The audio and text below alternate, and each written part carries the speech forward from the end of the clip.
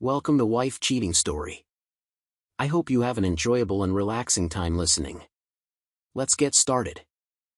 Before we begin, let me know where you're tuning in from down in the comments. And if you enjoy this story, don't forget to subscribe and turn on notifications so you never miss our next tale. The rooftop lights shimmered like scattered diamonds over the city. A smooth jazz band played on a raised platform near the bar, their saxophonist pouring out a sultry melody that mingled with the night air. Waiters glided among sharply dressed guests, balancing silver trays of champagne flutes. Every laugh, every clink of crystal, every whispered comment felt orchestrated for one purpose: celebrating Ambrose Harrington's birthday. Alaric Cole stood near the railing, hands in his pockets as he surveyed the scene. The wind up here was brisk, carrying a hint of autumn's edge, but it wasn't cold enough to numb the uneasy twist in his gut. A few hours ago, he thought tonight would be a standard family affair: pay the bill, shake some hands, exchange polite smiles. But the moment they arrived, Celeste, his wife, hadn't bothered to introduce him as such. People only saw him as the organizer or the guy handling arrangements. She rarely met his eyes, drifting among the guests in a sleek, emerald green dress that showed off her lithe figure. From across the terrace, Ambrose's laughter boomed. He was clearly enjoying the spotlight, hair slicked back, wearing a tailored midnight blue suit. By his side, Clarissa Harrington sparkled in a floor-length gown of silver sequins, her posture as rigid as the diamond necklace at her throat. They basked in the crowd's attention, occasionally glancing over at Alaric with thinly veiled condescension. One of the waiters, a young guy with wide eyes and an apologetic smile, mistook Alaric for staff, offering him a tray of half-finished cocktails. "Hey, mind taking these empties? Table 3's asking for more." Alaric didn't bother correcting him. "No problem," he murmured, stepping aside. He rested the tray on a nearby table and exhaled. The entire evening felt like a show he had financed but was never invited to star in. Suddenly, Ambrose clapped his hands to gather everyone's attention. "Ladies and gentlemen," he announced, voice resonating over the hum of conversation, "I'd like to say a few words before we move on to dessert. Tonight we celebrate not just my birthday but the legacy of the Harrington family, and we do so with the generosity of the people close to us." His gaze roamed the crowd, then landed square on Alaric. In that moment it felt like the entire rooftop froze. "Alaric, my boy," Ambrose boomed, "come over here. You don't want to hide by the railing all night." Reluctantly, Alaric threaded through the clusters of guests, feeling multiple eyes track his every step. Celeste stood off to one side, swirling a champagne flute between her manicured fingers, wearing a half-smile that didn't reach her eyes. Nearby, Rowan Blake, someone Alaric had only recently heard about, leaned against the bar, watching with a smirk. Alaric finally stopped in front of Ambrose. The older man slung an arm around his shoulders. "You look a little pale," Ambrose teased. "Maybe you just need something to do. How about settling tonight's tab, Show everyone you're the real deal." Heat surged through Alaric's chest. This wasn't just a request, it was an orchestrated stunt to assert dominance. He glanced around, feeling like an animal cornered under a spotlight. Cameras flashed, guests murmured. He caught a glimpse of Celeste biting her lower lip in what appeared to be amusement, or perhaps anticipation. Ambrose snapped his fingers and a manager approached with a slim leather folder. $12,000, the manager said quietly. "For the champagne, the imported sushi platters, the live jazz band, it's all in here." Alaric swallowed. His heart thudded in his ears, but he refused to show hesitation. He took the folder, retrieved his wallet, and extracted a credit card. The murmurs spiked into a hush, the kind that arises when people expect a scene. Behind him, the jazz band struck a softer chord, as if they too were waiting for the drama to unfold. But the real shock came not from the tab itself, but from Celeste. She swept over, her perfume wafting in a sweet, sharp cloud, and placed her hand gently on his forearm. Leaning in, her voice low enough for only him to hear, she whispered, "You're so dull, Alaric. I can't do this anymore." He paused mid-swipe. "Excuse me?" She gave a tight smile that didn't reach her eyes. "I want a divorce," she murmured, stepping back just enough to let the words hang between them. Thunder seemed to roll through his mind, drowning out the jazz, the city's pulse, and the gawking stares. Alaric's hand clenched around the folder. Beside them, Rowan raised his glass in a silent toast, as though celebrating Celeste's cruel announcement. Celeste's expression hardened. "Rowan will drive me home," she said, raising her chin. A tension-laced hush followed. A few people shifted uncomfortably, but most stared, intrigued by the spectacle. Alaric's face went momentarily blank. He felt the blow deep in his core, like an unexpected punch that leaves you breathless. But instead of an outburst, he forced a calm front. He turned back to the manager and handed over his credit card. The swipe felt symbolic, as though he were paying for all the illusions he'd lived under. Celeste's scorn, Ambrose's bravado, and Clarissa's endless judgment. When the receipt printed, Alaric scrawled his signature in stark black ink. He looked at Celeste one last time. She avoided his gaze, hooking her arm through Rowan's. Ambrose stood by with a gleaming grin, raising his champagne glass to the crowd. Alaric slipped his wallet away, the receipt fluttering between his fingers like a white flag of surrender. Or maybe it was the final page of a chapter that should never have been written. With that, he walked off, leaving behind the swirl of music, the flash of cameras, and the oppressive perfume of wealth. He had no idea how savage the aftermath would be, or maybe he did. But in that raw, electric moment, all he wanted was to get away from the suffocating stage. A few days earlier, before that fateful rooftop scene, Alaric Cole had a very different image of his life. Standing in front of a glass wall overlooking the city, he recalled the day he first met Celeste Harrington. It happened at a tech conference downtown. Alaric's cybersecurity firm, Cole Shield Systems, was hosting a small booth to showcase its latest encryption protocol. He was never one for big crowds, but that day he found himself caught in a whirlwind of interest and potential investors. Then Celeste happened by elegant in a sleek black blazer, carrying a glossy tote bag. She appeared to be scanning the rows of exhibits without much enthusiasm until she spotted Alaric's demonstration. Her interest seemed genuine. She asked thoughtful questions, leaning in with a smile that lit up her hazel eyes. Later, they shared coffee on a bench outside the conference hall. "I'm not really into all this tech stuff," she admitted, stirring her latte. "But there's something about data security that intrigues me. Maybe it's the concept of protecting what's important." He laughed. "Well, that's the entire point of my company, keeping the important things safe." Something about the way he said it made her smile. In that sunlight, Celeste appeared warm, curious, even supportive. She mentioned her family only in passing. "My father invests in a bunch of companies. My mother, well, she's more into her social circles." She waved her hand dismissively, as if downplaying the Harrington name. Alaric had taken her words at face value. He was used to wealthy clients and associates. It never bothered him. He believed real connections went deeper than bank accounts. Over the next few months, they started dating.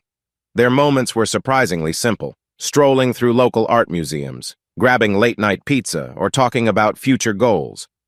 In every conversation, Celeste seemed to encourage his ambitions. She praised him for building a company from the ground up. She loved that he wasn't flashy. He loved her quick wit and sense of style. Still, there were subtle signs of what lay beneath. When Alaric mentioned the cost of expanding Cole Shield Systems, Celeste casually hinted, "You know, my father could help. He loves a solid investment." Alaric shrugged it off. He wanted independence, not a handout. Not once did Celeste mention the full force of the Harrington empire.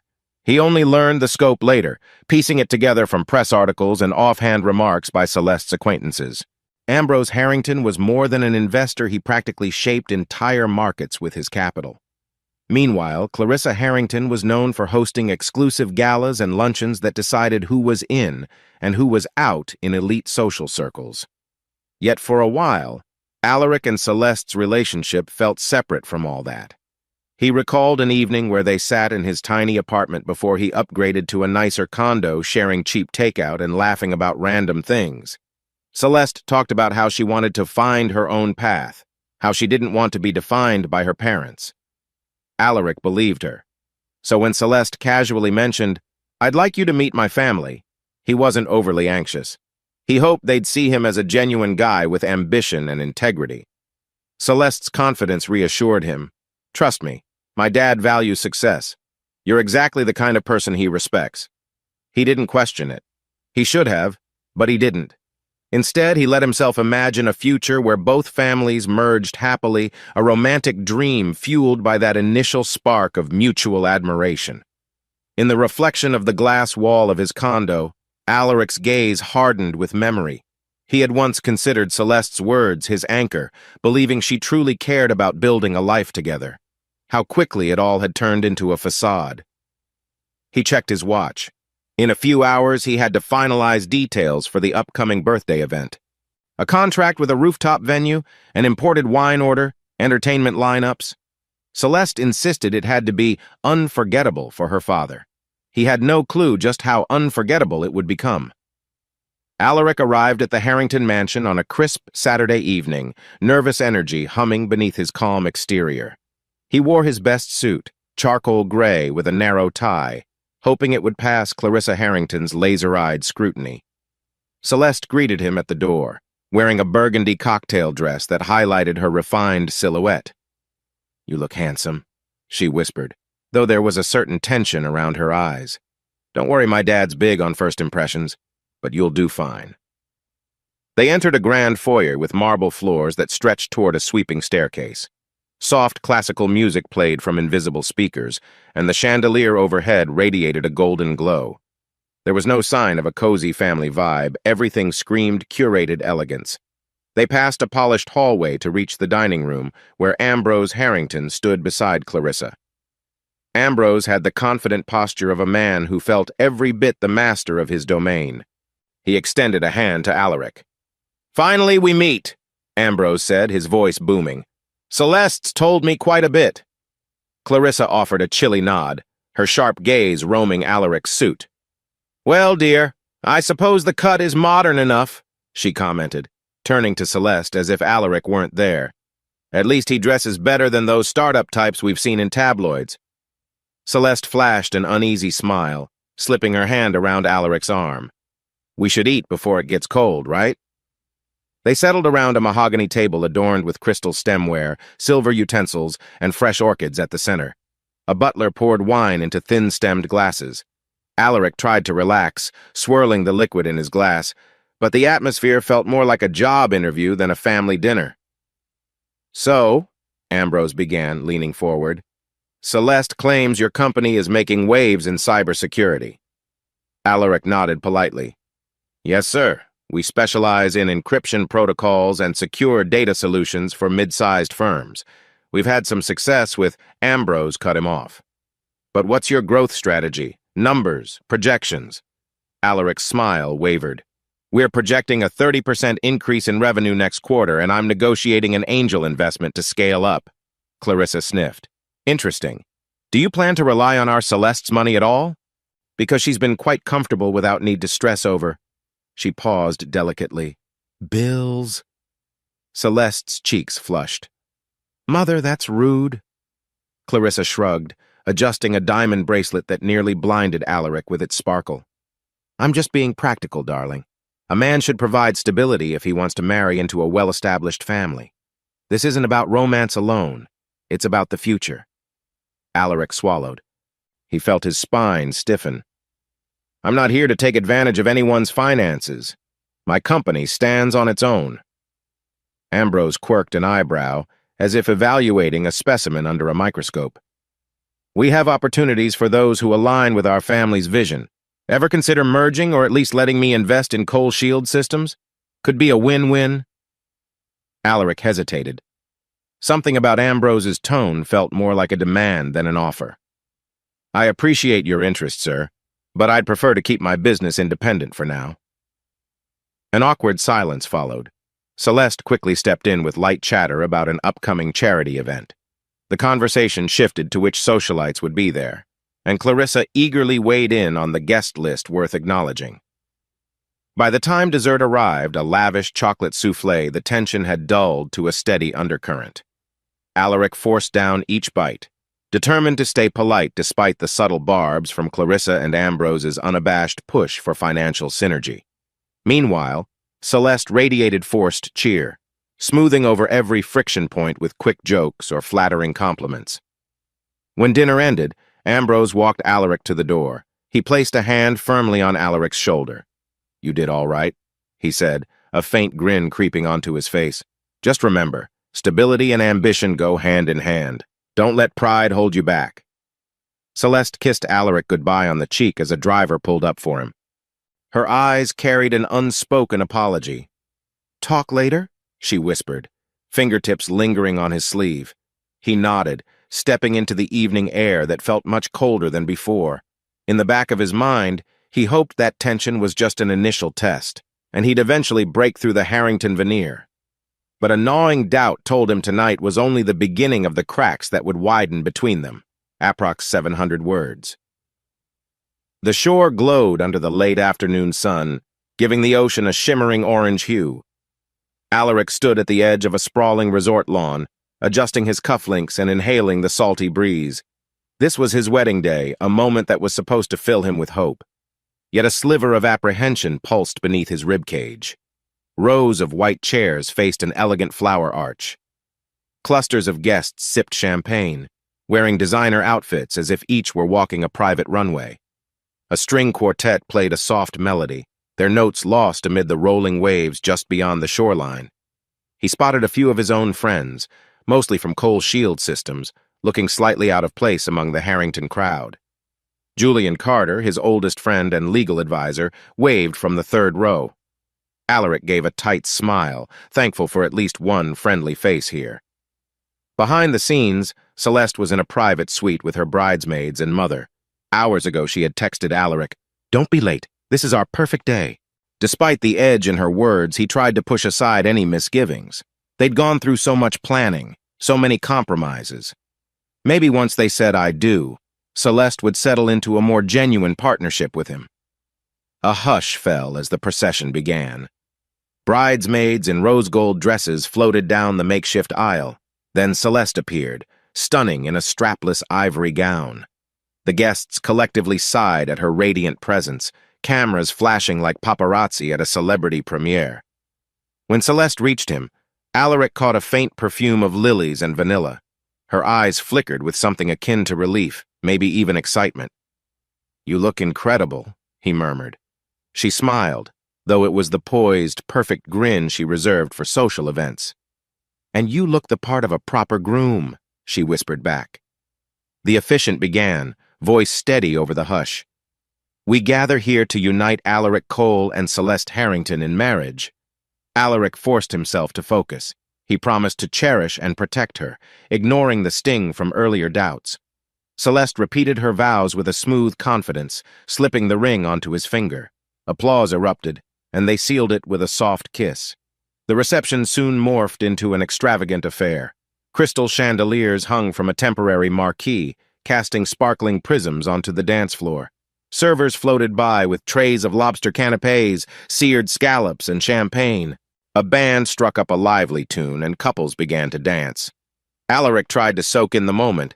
This wedding, in all its grandeur, was partly his doing. He'd paid for most of it, believing Celeste's words. Why settle for anything less on our special day? He scanned the room, noticing Clarissa sipping from a flute and eyeing him as if to say, "I hope you can keep this up." Ambrose laughed boisterously with a circle of wealthy associates, but his conversation seemed more about business deals than the newlyweds. Julian found Alaric on the outskirts of the dance floor. "Congrats, man. You did it," he said, clapping him on the shoulder. "Quite the party.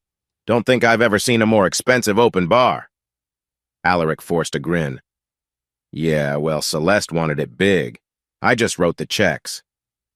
They both watched as Celeste danced with her father for the traditional father-daughter moment. The father of the bride beamed, spinning his daughter under the golden light. Then Celeste's eyes flicked upward and locked with Alaric's. For a split second, her expression looked hollow, restless. He couldn't decipher it before she turned back, laughing at something Ambrose said. Later that night, when they cut the 5-tier wedding cake, guests crowded around for photos. Celeste posed like she was in a high-fashion shoot, while Alaric stood close, placing a hand on her waist. Flashbulbs lit their faces, capturing what was supposed to be a fairy tale moment. And yet, a niggling thought wouldn't leave his mind. Is she truly happy, or just playing a role in her family's script?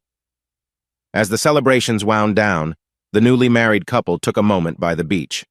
Waves rolled onto the shore, mirroring the distant string quartet's final notes. Celeste leaned her head on Alaric's shoulder, the moonlight catching on her diamond earrings. For a moment, there was a glimpse of softness in her eyes, but once they headed back inside, her expression shifted again, like she was stepping onto another stage. Alaric told himself they were simply tired, that everything would settle into place once the wedding buzz faded.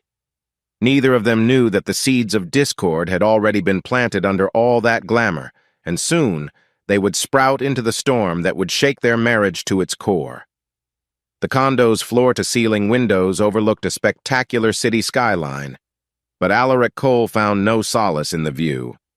He used to imagine that living in a luxury high-rise with Celeste would feel like the culmination of their shared dreams. Instead, the sleek marble floors and pristine white furniture felt more like a polished showroom than a home. That morning, Alaric awoke to find the kitchen silent. No trace of breakfast, no lingering warmth of a shared morning. The only sign Celeste was even around was a half-full cup of green juice on the counter. She had left a note in stylish handwriting. Yoga at 7 a.m., then brunch with Mom. Don't wait up. He leaned against the gleaming countertop, sipping his own rushed coffee, letting the hush sink in. Every appliance here was top-off-the-line some brand partnership Celeste had snagged as an influencer, but they were rarely used for actual cooking. Their condo had become a backdrop for her social media posts, a perfect stage set, lacking warmth or spontaneity. That afternoon, Alaric tried to meet a work deadline in his office down the hall. The space was cluttered with cybersecurity manuals and project binders, the only messy corner in an otherwise immaculate place. Occasionally, he'd pause to check messages on his phone, wondering if Celeste would text him something beyond superficial updates. But she didn't. Hours later, she strolled in, wearing designer athleisure. A faint floral scent clung to her, mixing with the perfume of a high-end spa. Busy day? He asked, forcing a light tone. She shrugged. Yoga class was great. Mom and I found a new cafe for brunch. Their avocado toast is so aesthetic, Alaric, you'd appreciate the plating. He almost laughed at the word aesthetic. Everything in her life now seemed curated for a photo op rather than genuine enjoyment. How's work? She offered, gaze drifting. It's good, he replied. Closing a new contract, but my team's burning the midnight oil.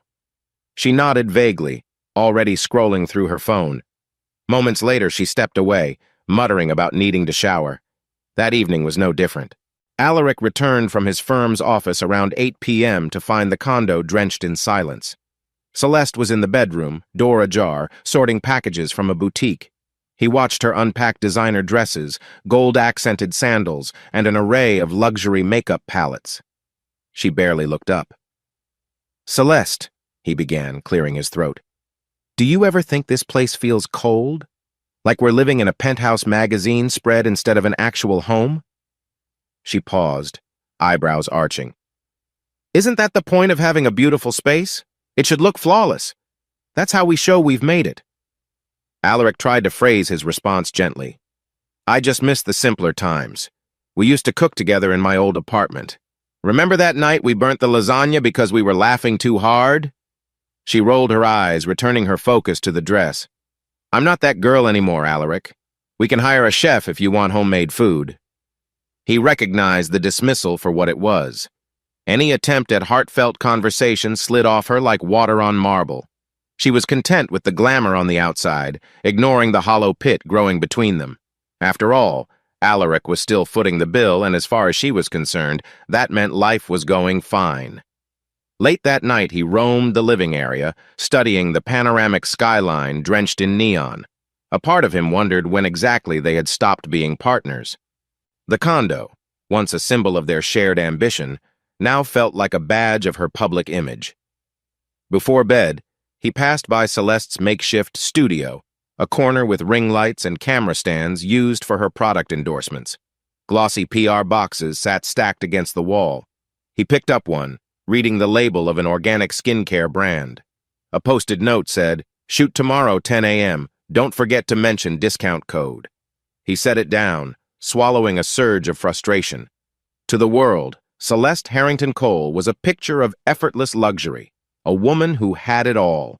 But beneath the pristine surface lay an undeniable truth. She no longer asked how he was, or how his day went, or what he felt. He was simply part of the backdrop, much like that pricey sofa that no one actually sat on. Alaric stood there a moment longer, the city lights flickering across his reflection. When did I become a stranger in my own life? He wondered. The question lingered, unanswered, as he switched off the overhead lamp and walked away. Sunday morning brought a phone call from Ambrose Harrington, who cut straight to the point. Alaric, we need to discuss the renovations at our beach house, he announced, voice rich with the authority of a man who rarely heard no for an answer. Today, be here by noon. That was that. Alaric set aside his weekend plans and overdue catch-up lunch with his friend Julian Carter and drove out to the Harrington family's private coastal property. The house stood perched on a cliff overlooking rolling waves, its architecture an opulent mix of glass facades and modern lines. Yet despite the breathtaking view, the space itself felt oddly unwelcoming. Ambrose and Clarissa were waiting in a sun-drenched living room, white leather chairs arranged around a low glass table. Clarissa barely glanced up from her phone as Alaric walked in. "Good, you made it," Ambrose said, gesturing for Alaric to sit. "Here's the situation. This place needs a top-to-bottom security upgrade, new surveillance, motion sensors, automated gates, the works. We're hosting major investors next month, and I want everything impeccable." Alaric mentally tallied the potential costs, not to mention the time required. "Sure, I can have my team draw up a proposal and budget plan." Ambrose waved a dismissive hand. "No need for formalities. We're family. Just do it." Clarissa set her phone aside. "We expect it ready in 3 weeks, at most. And please, no tacky cameras stuck on walls. It should be subtle, but top off the line." Alaric paused, carefully weighing his words. "All right, but if we're going to do it properly, it won't be cheap. I'll get quotes from reputable suppliers." Ambrose frowned. "I assumed you'd handle it yourself. You have a firm, correct? Harringtons don't do half measures." He stiffened. "My team can handle the job, yes, but the cost." "We're not discussing cost," Ambrose cut in.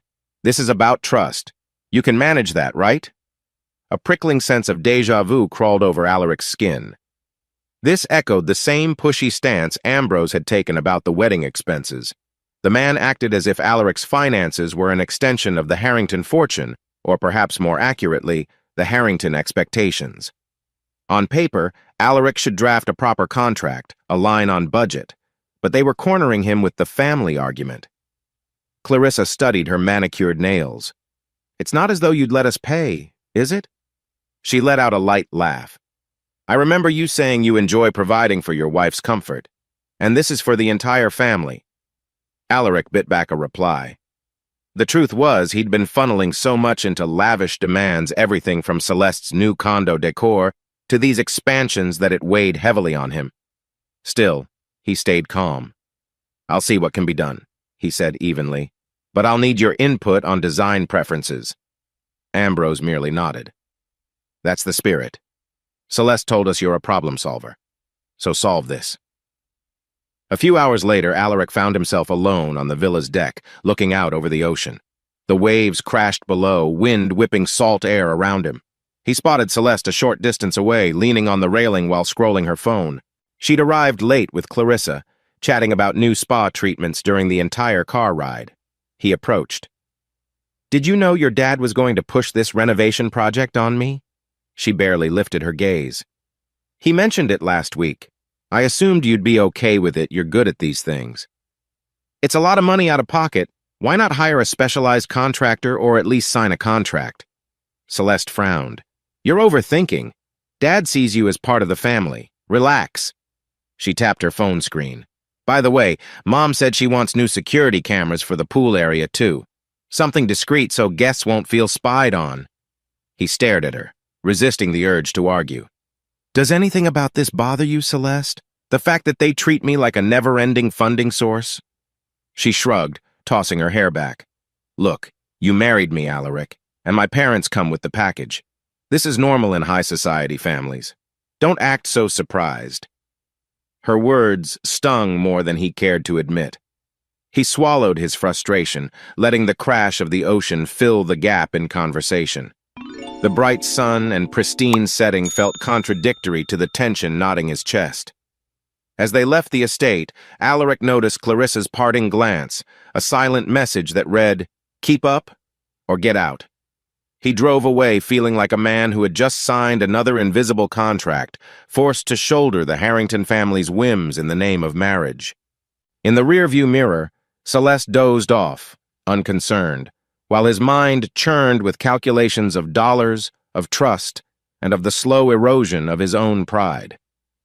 3 weeks passed in a flurry of obligations. Between the beach house upgrades and a major project at Coal Shield Systems, Alaric hardly found time to breathe.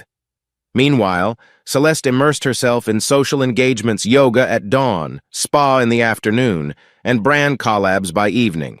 Their interactions became brief and transactional. Need money for the new interior decorator. Don't forget to send the payment for Dad's contractor, and so on. Late one night, Alaric arrived home around 10, exhausted after wrapping up a client presentation. The condo was dark, except for a soft glow from the living room. He shrugged out of his jacket and headed toward the light, expecting to find Celeste relaxing with a glass of wine or perhaps scrolling social media. He froze at the threshold. Celeste sat curled on the couch, giggling softly into her phone. "You're such a bad influence," she purred, voice low and playful. "Seriously, Rowan, stop making me laugh. I'll wake Alaric." Alaric's heart thumped. Rowan Blake. The name had surfaced once or twice Celeste's yoga friend or sometimes creative consultant.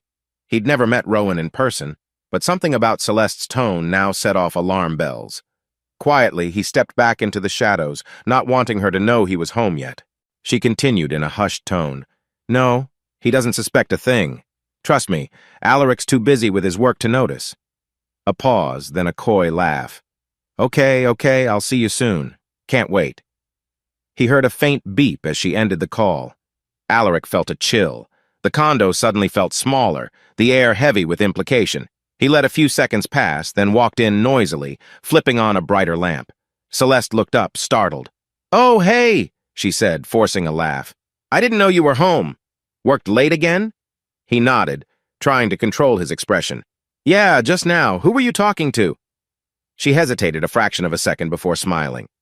"A friend from yoga, Rowan. I mentioned him, right?" "Right," he echoed softly, recalling her exact words from before.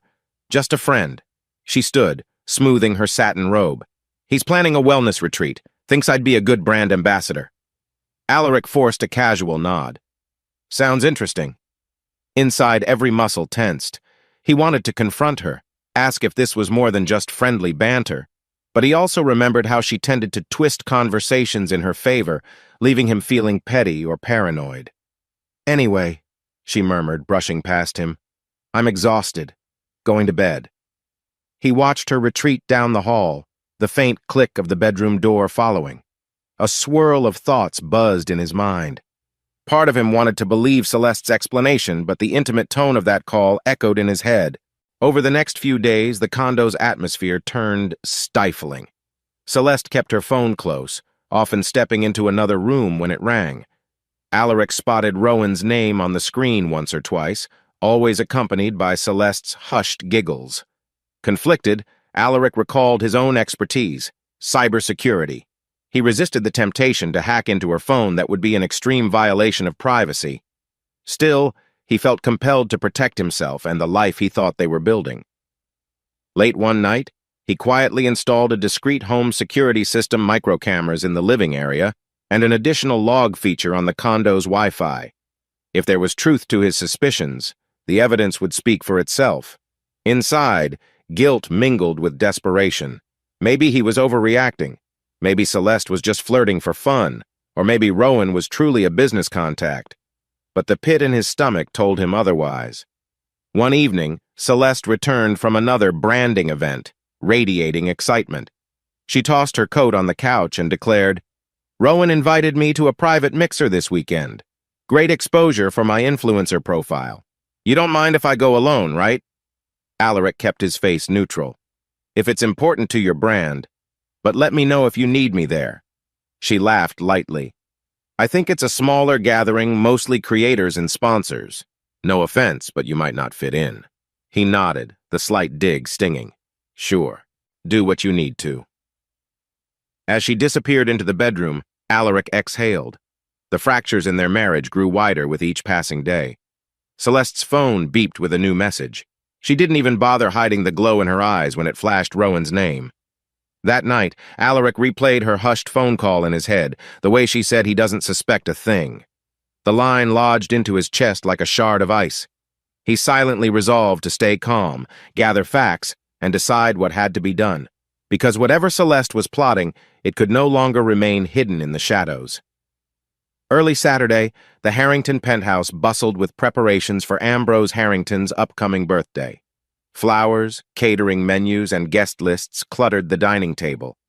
Celeste paced through the condo in a flurry of phone calls, orchestrating details with the event planner. Alaric, scanning emails from his laptop, couldn't help noticing her taut expression every time she mentioned Dad wants only the best. The party would be held on a ritzy rooftop venue with an open bar, imported delicacies, and live music. Still, Ambrose's unspoken command loomed. Alaric was expected to handle the bill. By noon, Celeste ended a call and exhaled, turning to Alaric. Listen, Dad specifically wants a grand, flawless celebration, no cut corners. That means you'll manage all final payments, right? He set his laptop aside. We're talking tens of thousands of dollars, Celeste. Are you sure your father isn't covering any part? She arched a brow. He's the guest of honor. It'd be insulting for him to pay for his own party. Besides, you know how important image is in our world. Alaric bit back a sigh, recalling the mountain of expenses from the wedding, the condo, the beach house upgrades. I can handle it, he said evenly. But we should have a budget. Celeste waved off the suggestion. Don't be stingy. My father's reputation is everything. Besides, you're doing fine financially, right? He clenched his jaw. It's not about stinginess. It's about responsibility. A flicker of annoyance crossed her eyes. Fine. Send me the final amount if you want. But do it. Before he could respond, her phone buzzed. He glimpsed Rowan's name flash on the screen. Celeste took the call right in front of him, voice shifting into a sweet, almost too friendly tone. Then she slipped into the bedroom, shutting the door behind her. He stared after her, tension coiling in his chest. The lines between personal and financial had blurred so badly that he couldn't see a path back to normalcy. The family demanded money. Celeste demanded attention from whomever gave her the biggest social advantage, and Alaric was left straining to keep the facade intact. That evening, Celeste re-emerged with a sunny grin. I have great news, she announced. Rowan's hooking me up with a new brand deal, skincare products for a big influencer campaign. Alaric forced a polite nod. Congrats. That's good for you. She seemed not to notice his flat tone. Anyway, we'll finalize Ambrose's birthday details tomorrow. I told Dad everything would be perfect. Alaric typed notes on his phone lists of catering options, music sets, guest counts. He tried to keep the friction out of his voice, but it was impossible to erase the frustration. Where exactly is this going to be? Top floor of the Meridian Tower, Celeste replied, brightening at the memory. I checked it out last week. Breathtaking city views, and the staff are used to VIP clients.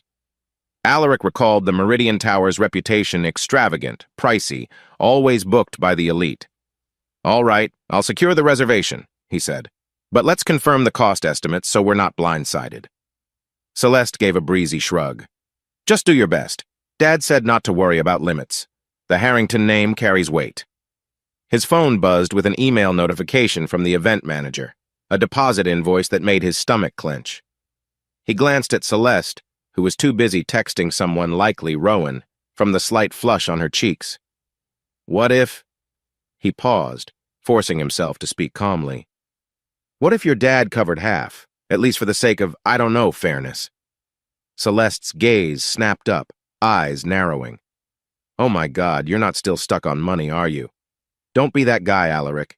You know Dad's friends will be there and people will talk. That's how these circles work. You can't skimp.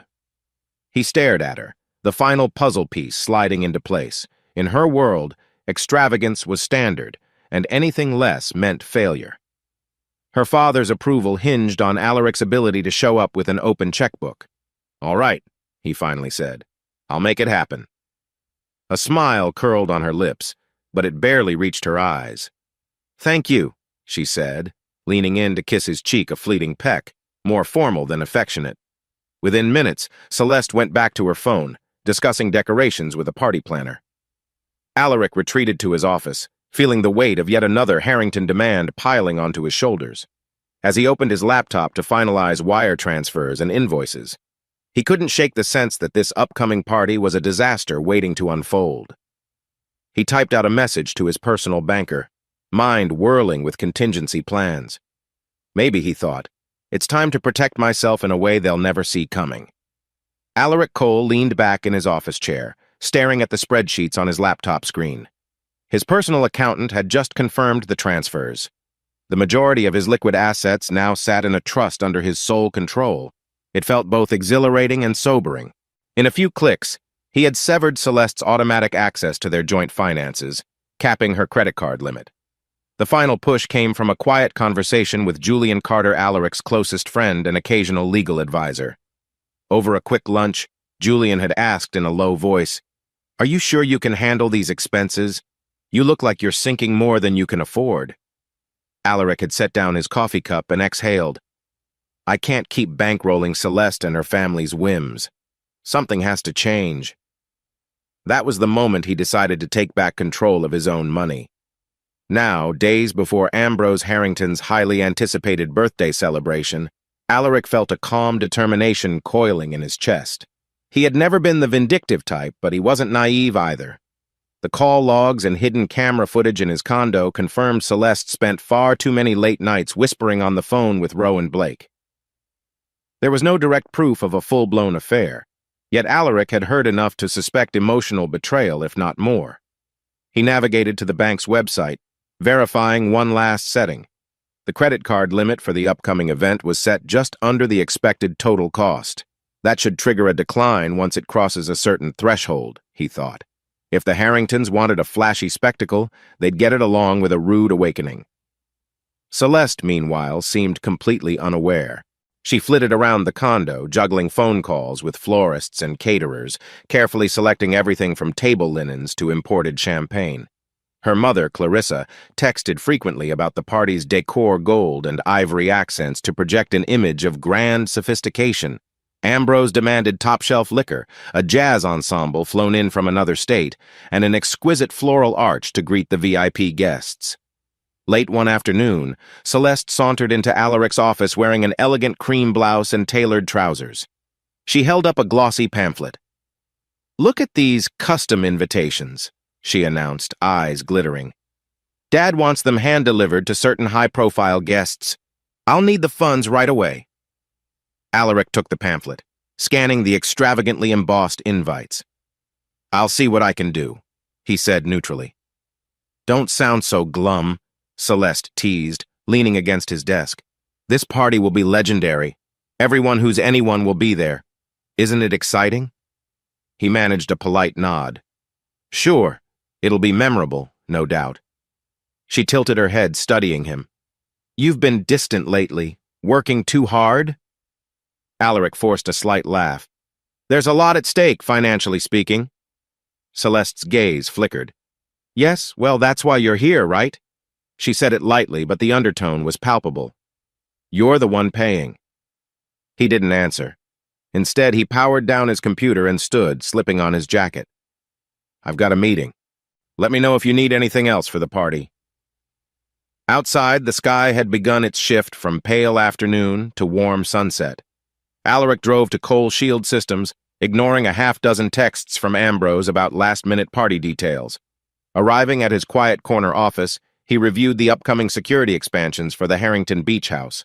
So much free labor, so many invoices never paid in full. That ends soon, he reminded himself.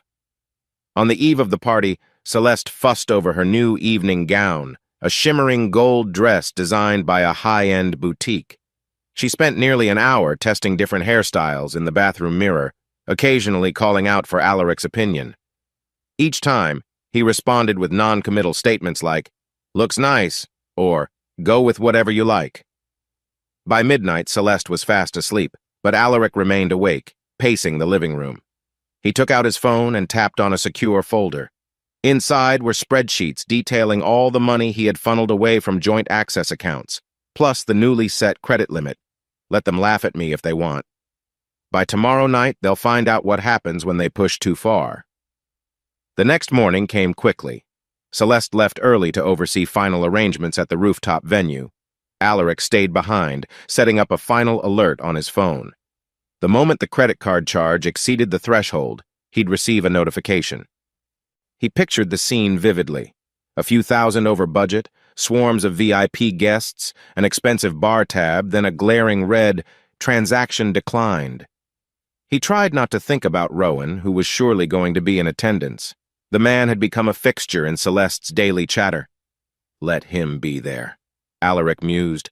Let him gloat.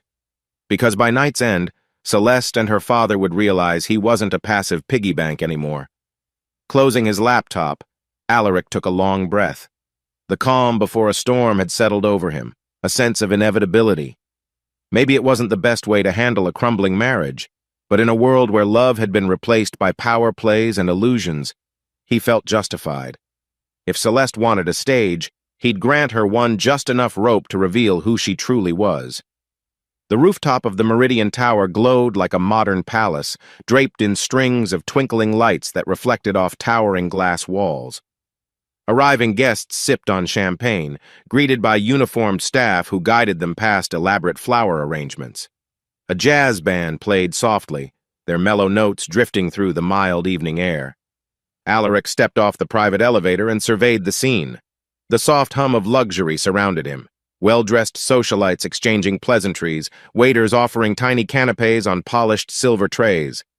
Everywhere he turned, glimmers of gold and ivory decor reinforced the event's opulence. Alaric! He turned to see Ambrose Harrington, arms wide in theatrical welcome. The older man wore a deep blue tuxedo, custom-tailored to showcase his commanding presence. Next to him, Clarissa dazzled in an evening gown dripping with diamond accents. "You made it!" Ambrose boomed, clapping Alaric's shoulder. "How does it look? Worth every penny, right?" Alaric offered a thin smile. "It's impressive. Exactly what you wanted." Clarissa's eyes swept over him with a cool gleam. "Let's hope everything runs smoothly tonight," she said. "We have some very important people here." Nearby, a group of guests parted to reveal Celeste. Her gold gown sparkled under the overhead lights, hugging her figure as she greeted well-wishers with practiced grace. When she spotted Alaric, her smile wavered just enough for him to notice. Then she glided over, the train of her dress rustling elegantly. "You're late," she teased, leaning in to brush her cheek against his. He caught the faint floral perfume she always favored. "I was stuck at the office," he replied, voice calm. "Looks like the party's in full swing." Celeste glanced around, eyes shining with satisfaction. "Dad's beyond thrilled. We've got half the city's elite here. Rowan's around too, he's by the bar." Her tone was casual, as though Rowan's presence was nothing unusual. For a fleeting moment, Alaric wondered how Celeste would react if she knew tonight's celebration stood on a precarious financial ledge, but he only nodded, letting her drift away to greet more guests. He noticed Rowan Blake leaning against the marble-topped bar, sipping a dark liquor. The man gave Alaric an almost smug nod of acknowledgement.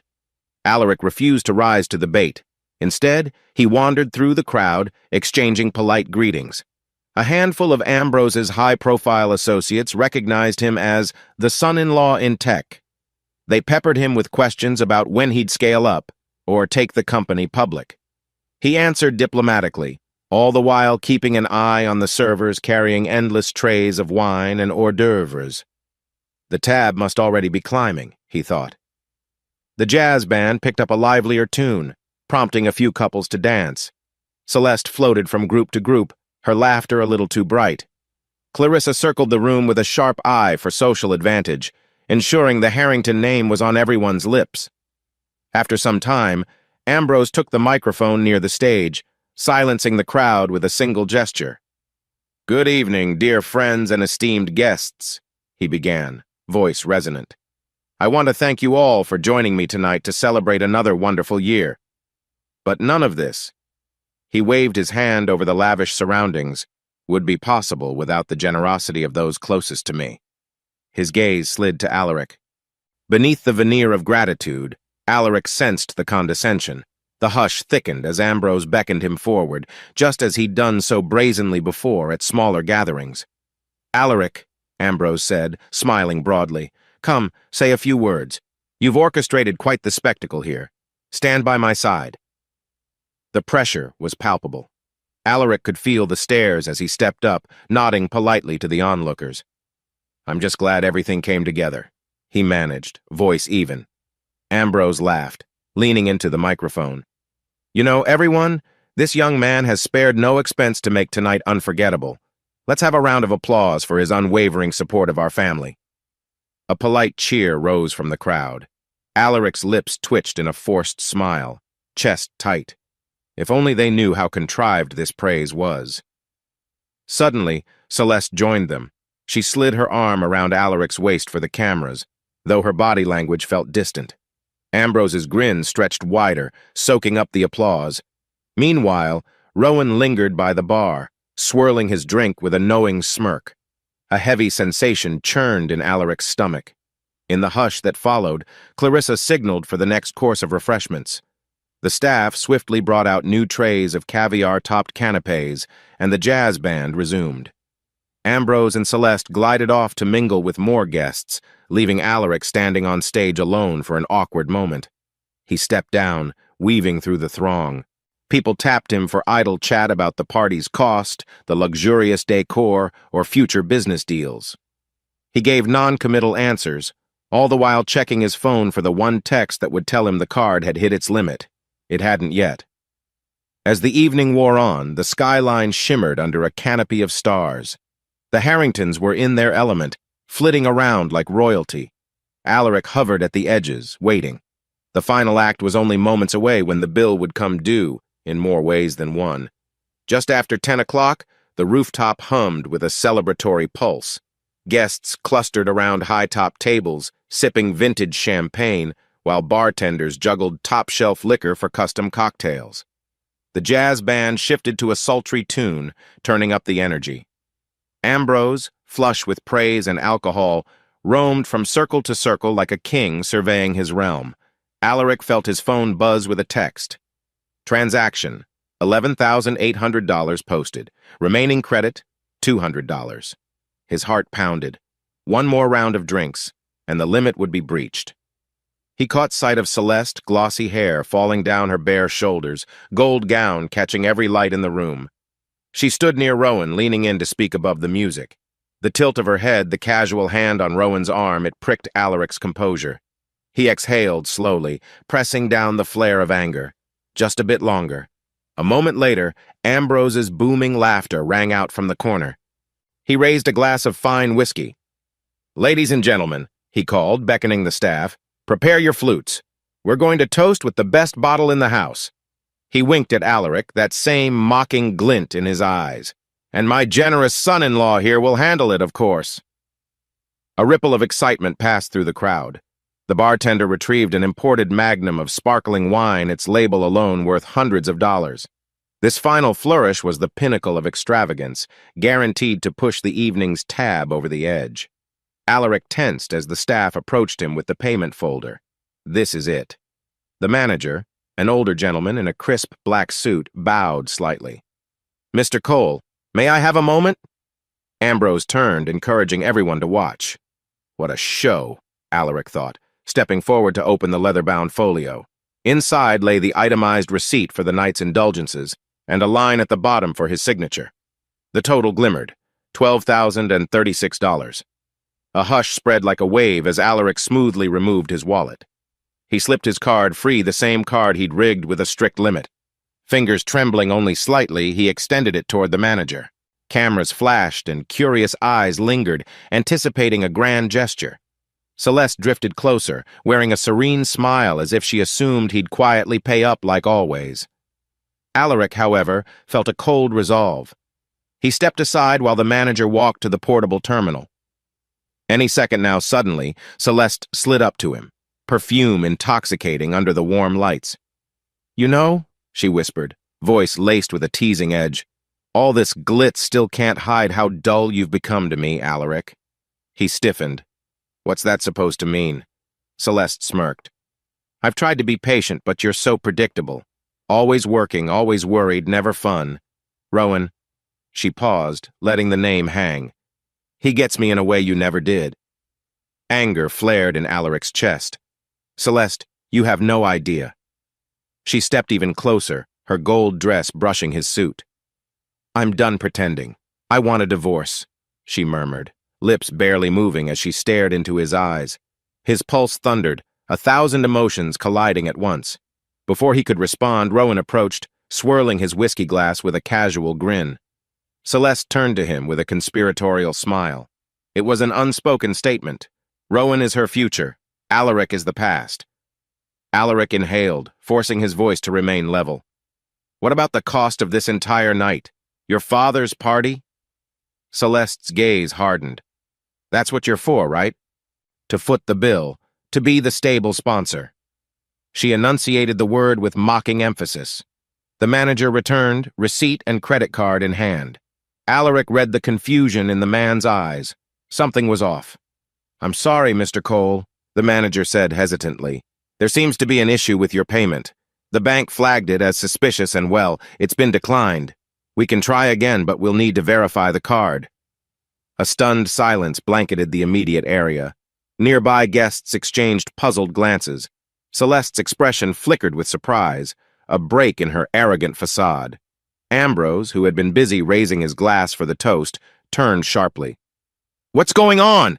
he barked. The manager bowed apologetically. "Sir, the transaction won't go through. The system indicates a fraud or limit alert." Before Alaric could speak, Celeste hissed under her breath, "Are you serious? Don't you dare humiliate my father tonight." Ambrose marched over, face reddening. "Alaric, fix this. Pay with another card, now." All eyes fell on him. Flashes from camera phones lit the air as onlookers sensed a high society scandal. For a split second, Alaric debated swiping another card. But no, this was the moment. He took back the card with measured calm. "I'm afraid that's not an option," he said quietly, tucking it into his wallet. Ambrose spluttered, "But you, this entire party!" Celeste grabbed his arm, nails digging in. "Alaric, you can't do this," she seethed. "You owe us." He turned his gaze on her, steel in his voice. "I owe you nothing." A wave of gasps rippled across the guests. Rowan looked on with a half-smile as though relishing the drama. Even Clarissa appeared momentarily stunned, her diamond earrings catching the overhead lights.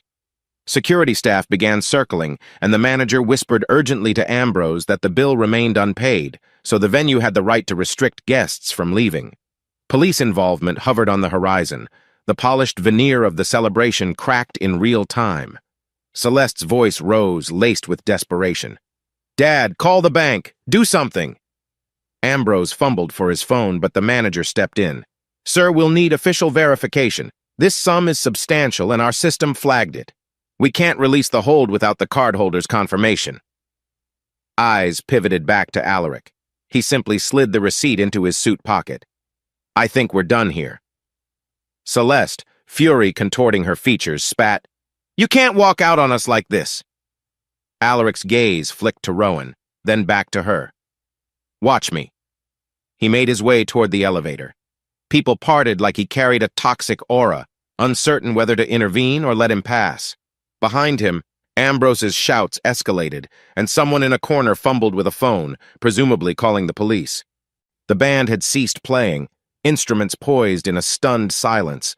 Before stepping into the elevator, Alaric turned once to see Celeste's furious stare. Rowan touched her shoulder, half consoling, half triumphant. Ambrose's face twisted in outrage, brandishing his phone at the manager. Clarissa hovered behind them, shaken. Then the elevator doors slid shut, cutting off the scene. The moment Alaric exited the Meridian Tower's lobby, the cool night air hit him like a wave of relief. Car horns and city chatter replaced the oppressive hush of the rooftop fiasco. He glanced at his phone, no missed calls from Celeste or Ambrose, which surprised him. Maybe they were too busy dealing with the fallout upstairs. He walked to his car, each step echoing a swirl of conflicted emotions, anger, betrayal, and an odd, liberating sense of triumph. For so long, the Harringtons had belittled and manipulated him, treating him like a disposable wallet. Tonight, he'd torn away that facade. Sliding behind the wheel, he stared at the city lights. A part of him felt a pang this was the marriage he once believed in, shattered in public view. Yet another part whispered that it was inevitable, given Celeste's contempt and her father's greed. She said she wanted a divorce, he reminded himself, feeling a dull ache. So be it. His phone buzzed, the screen lighting up with Ambrose's name. Alaric let it ring. On the second call, he switched the phone to silent. He didn't owe them any explanation. He'd done more than enough, far more than they deserved. A few minutes later, as he was about to pull out of the parking spot, the device lit up again with Celeste's number. He watched it ring until it went to voicemail. Then he glanced over at the building's grand entrance. Through the glass doors, he could see two uniformed police officers stepping into the lobby. They're not messing around, he thought, recalling the venue manager's stern stance on unpaid bills.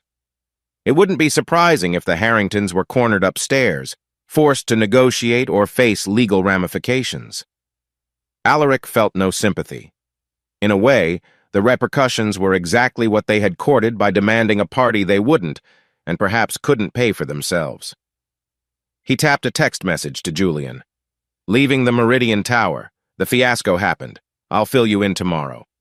Then he hit send, tossed the phone onto the passenger seat, and shifted into drive. The city blurred past as he navigated the neon-lit streets. Only after several blocks did he exhale, rolling down the window to let fresh air flow in. The reality of what had just unfolded flickered in his mind, a swirl of illusions, high society theatrics, and Celeste's brazen declaration of divorce.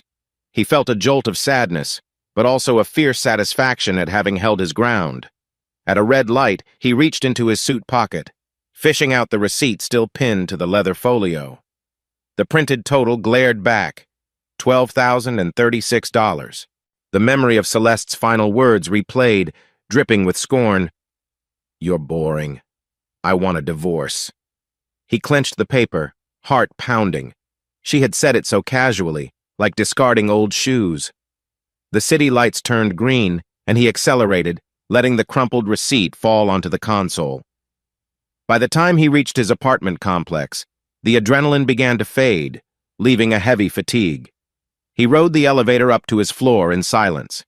Entering his condo, the one that felt more like Celeste's photo set than a real home, he realized she might come back here eventually. But tonight, it was empty. He flipped on a single lamp in the living room, taking in the sleek furniture, the large windows overlooking a dazzling city skyline. The ring lights from Celeste's last product shoot still leaned against a corner, a half-opened PR box next to them. Everything looked so meticulously curated and yet hollow. He sank onto the couch, pinching the bridge of his nose. It's over, he murmured to the empty room, the words reverberating softly. He knew the road ahead would be messy confrontations, legal steps, potential public drama, but at least he was no longer held hostage by illusions. For a brief moment, he thought about Rowan's smug grin at the party, Celeste's triumphant tilt of her chin. Let them have each other, he thought.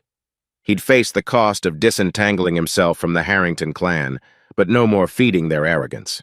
Outside, the city carried on with its midnight hustle cars honking, distant laughter, streetlights casting fleeting patterns on the walls.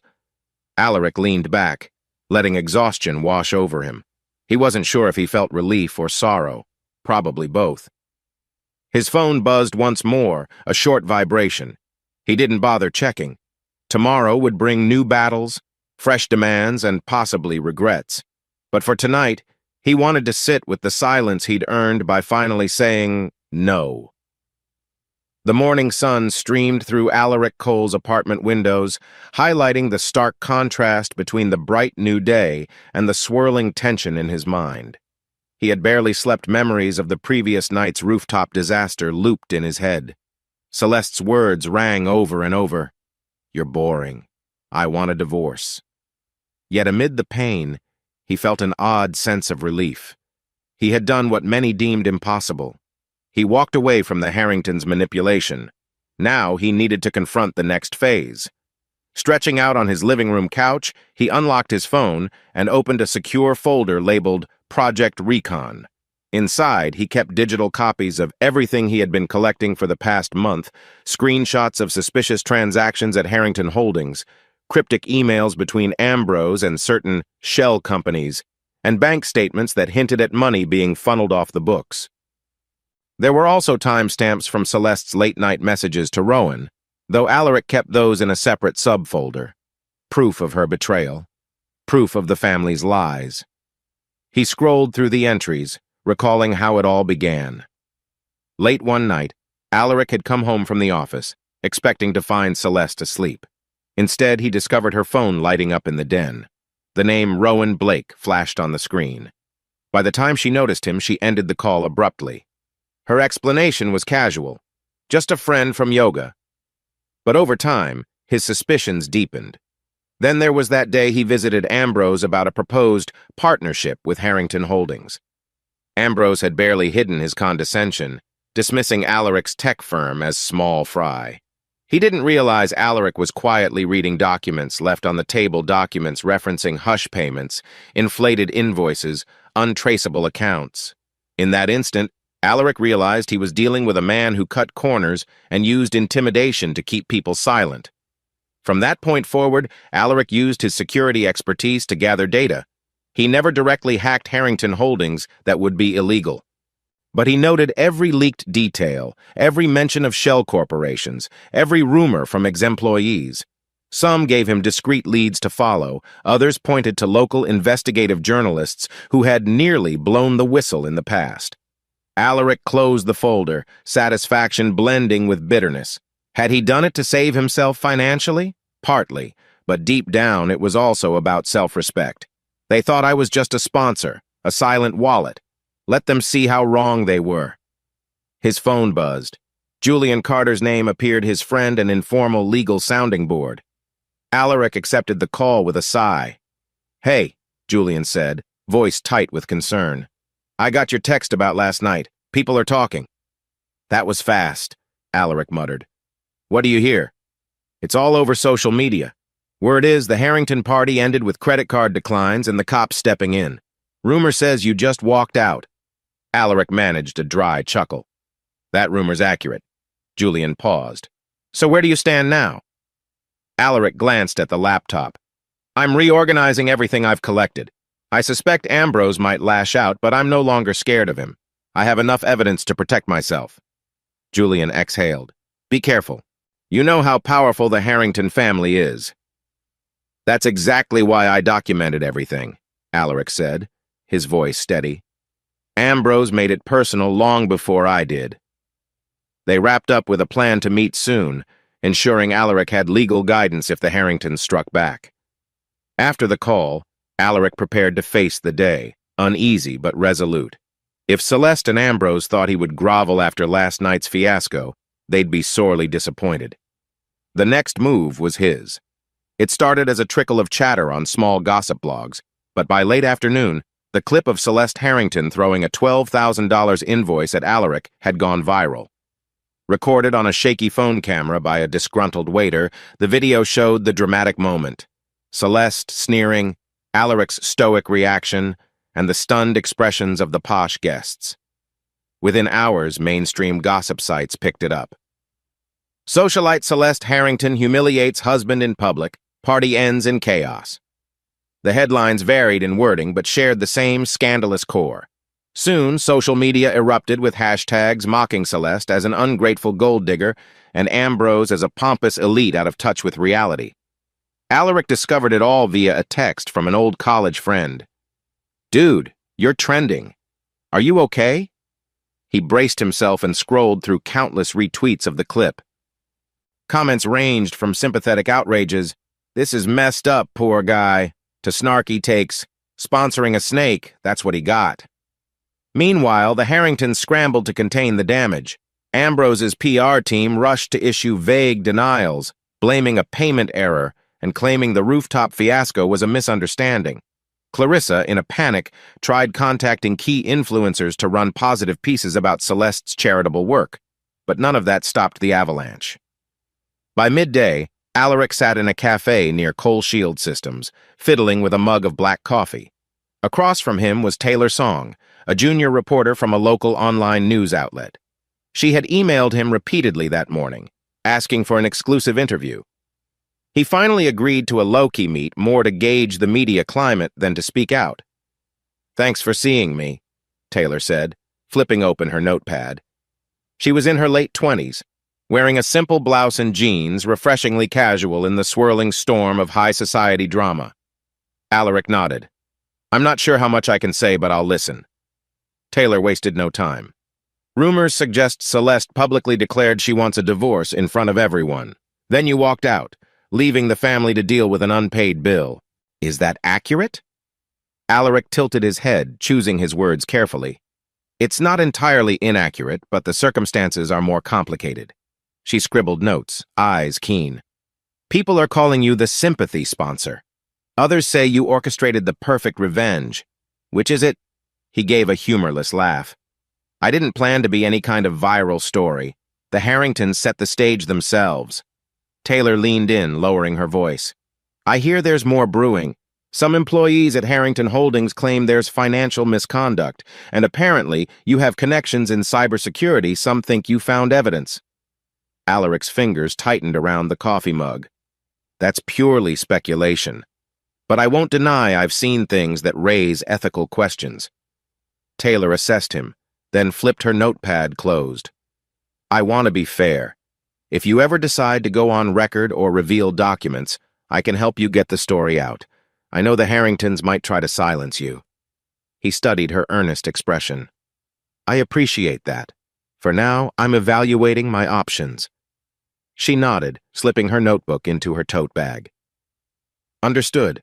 In any case, the public's sympathy is with you right now. Celeste's meltdown rubbed people the wrong way." Alaric thanked her for her time, parted ways, and strode out into the midday bustle. The old Alaric might have given a statement to quell rumors or shield Celeste, but that version of him was gone. He recognized that the Harrington brand was on the ropes, and they had only themselves to blame. He checked his phone again, dozens of missed calls from unknown numbers, some likely reporters. A few from Ambrose, he let them go to voicemail. The Harrington PR machine was probably spinning, but from what Alaric saw online, the tide was firmly against them. Memes of Celeste's scornful expression holding a declined receipt were flooding Twitter, mocking everything from her lavish style to the family's arrogance. Strolling past a newsstand, he caught glimpses of local tabloids with sensational headlines. One read, "Harrington heir in hot water, marriage, money, and mayhem." Alaric shook his head, feeling a twinge of pity for how public and ugly it had become. Then he reminded himself of Celeste's final words, "Your boring Rowan will drive me home." That hardened any compassion he might have felt. As the late afternoon sun cast long shadows across the sidewalk, Alaric turned a corner and made his way back to Coal Shield Systems. The building's reflective glass shimmered in gold light, a reminder of the career he'd built on integrity and skill qualities the Harringtons never cared to acknowledge. Let them wrestle with the headlines, he thought. I'll keep doing what I do best, moving forward without them. Ambrose Harrington glared at the flurry of documents on his mahogany desk, a tension headache pounding behind his temples.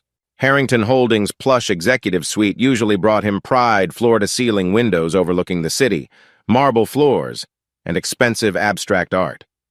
Now it felt like a gilded cage closing in. He slammed a printed spreadsheet onto the desk. "Damn it," he muttered under his breath. "Who leaked these?" Across from him, Jonas Larkin, head of Harrington's public relations, adjusted his tie nervously. "We're not certain, sir. The data started circulating on small finance forums. Some suggest it's internal, maybe a disgruntled employee or a partner you undercut." Ambrose scowled. "Underpaid staff, more likely. I can't believe this is happening right after that ridiculous rooftop fiasco." Jonas winced at the mention. "About that fiasco, our attempts to spin it as a simple misunderstanding aren't convincing.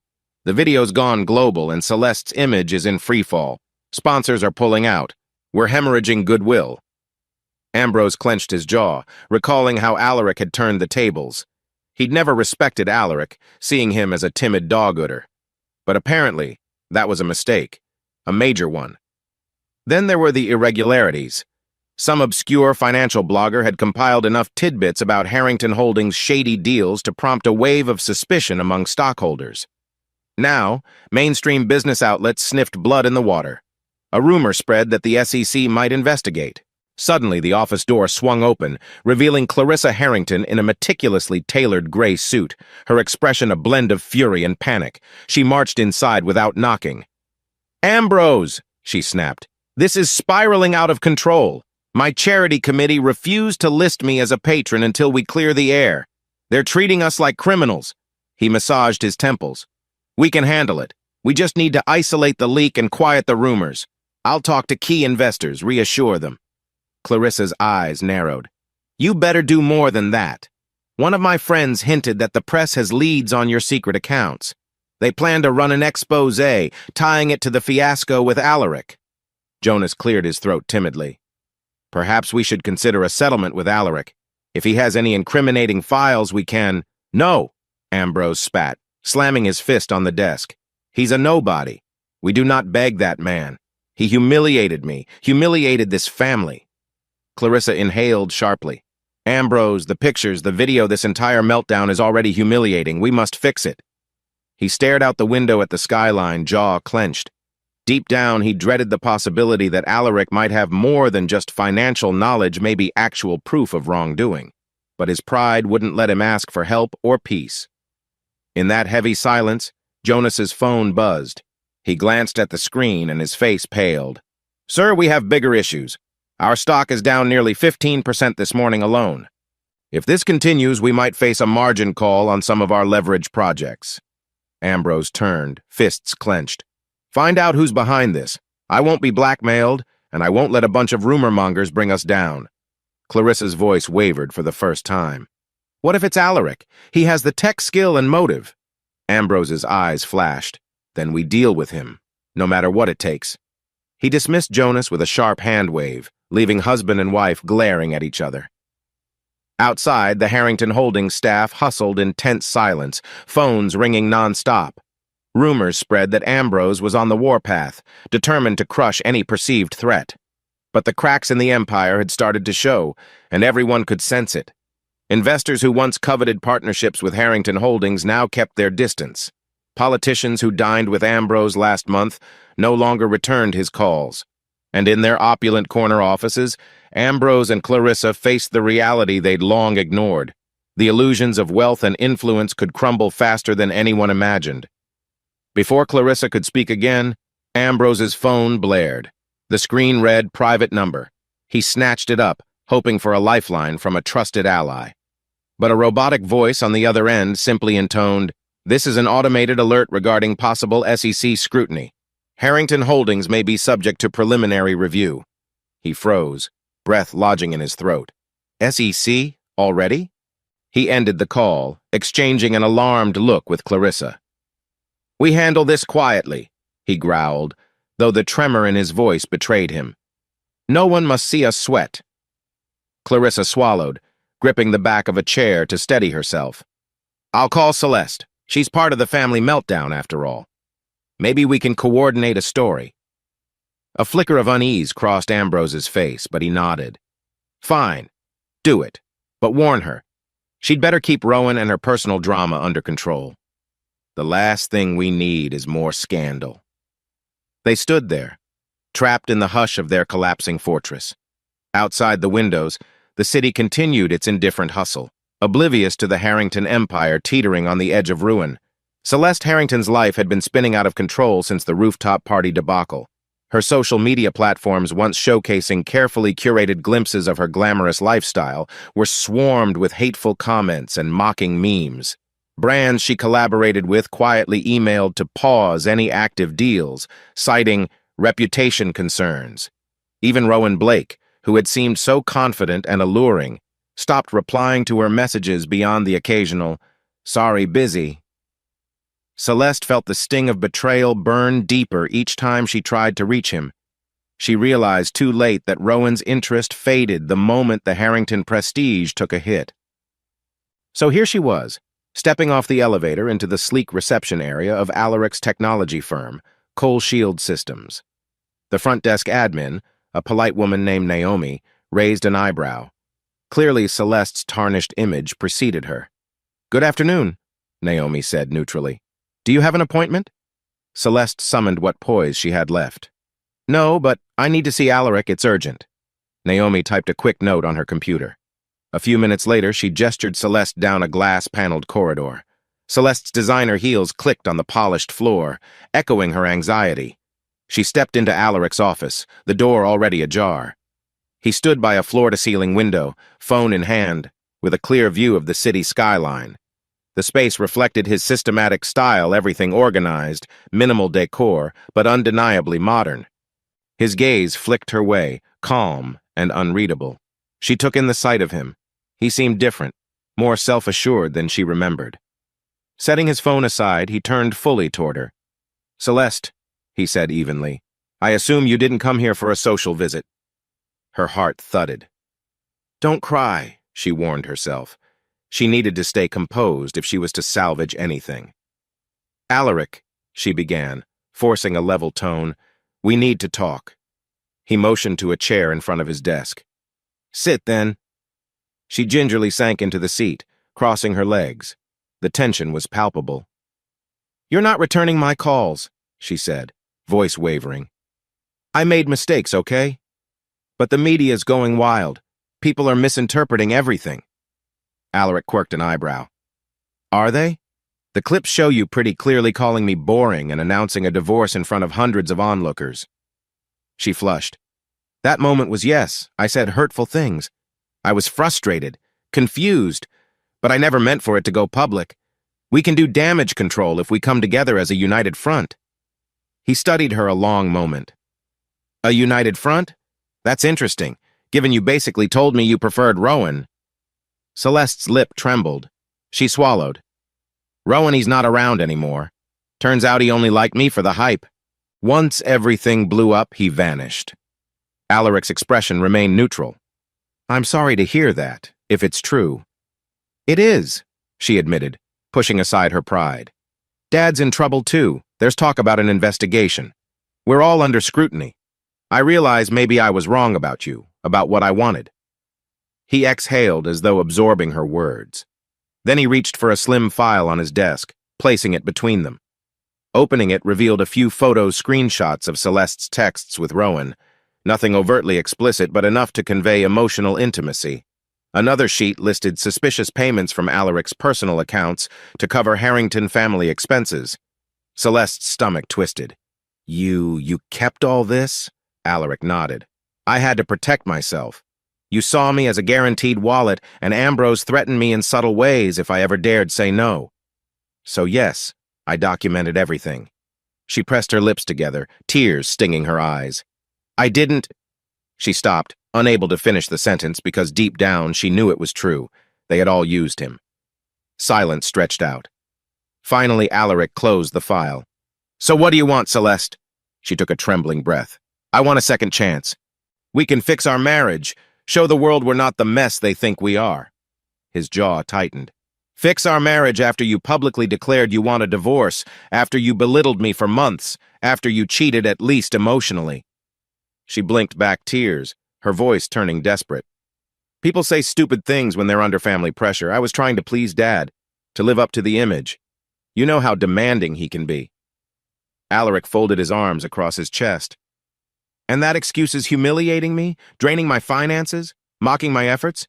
Face it, Celeste, you didn't just marry me, you married my bank account." She bit her lip, refusing to look away. I was wrong. I see that now." He moved around the desk, his presence looming. "It's too late for that. You made your choices. There's only one piece of paperwork left." Reaching into a drawer, he pulled out a set of divorce papers. "I had Julian prepare them. Irreconcilable differences." Celeste's heart pounded like a war drum. You already planned this?" Alaric nodded. "Ever since you started flaunting Rowan, I held out hope you'd realize the damage, but you doubled down. So yes, I prepared. Sign them or fight them. Either way, I'm done.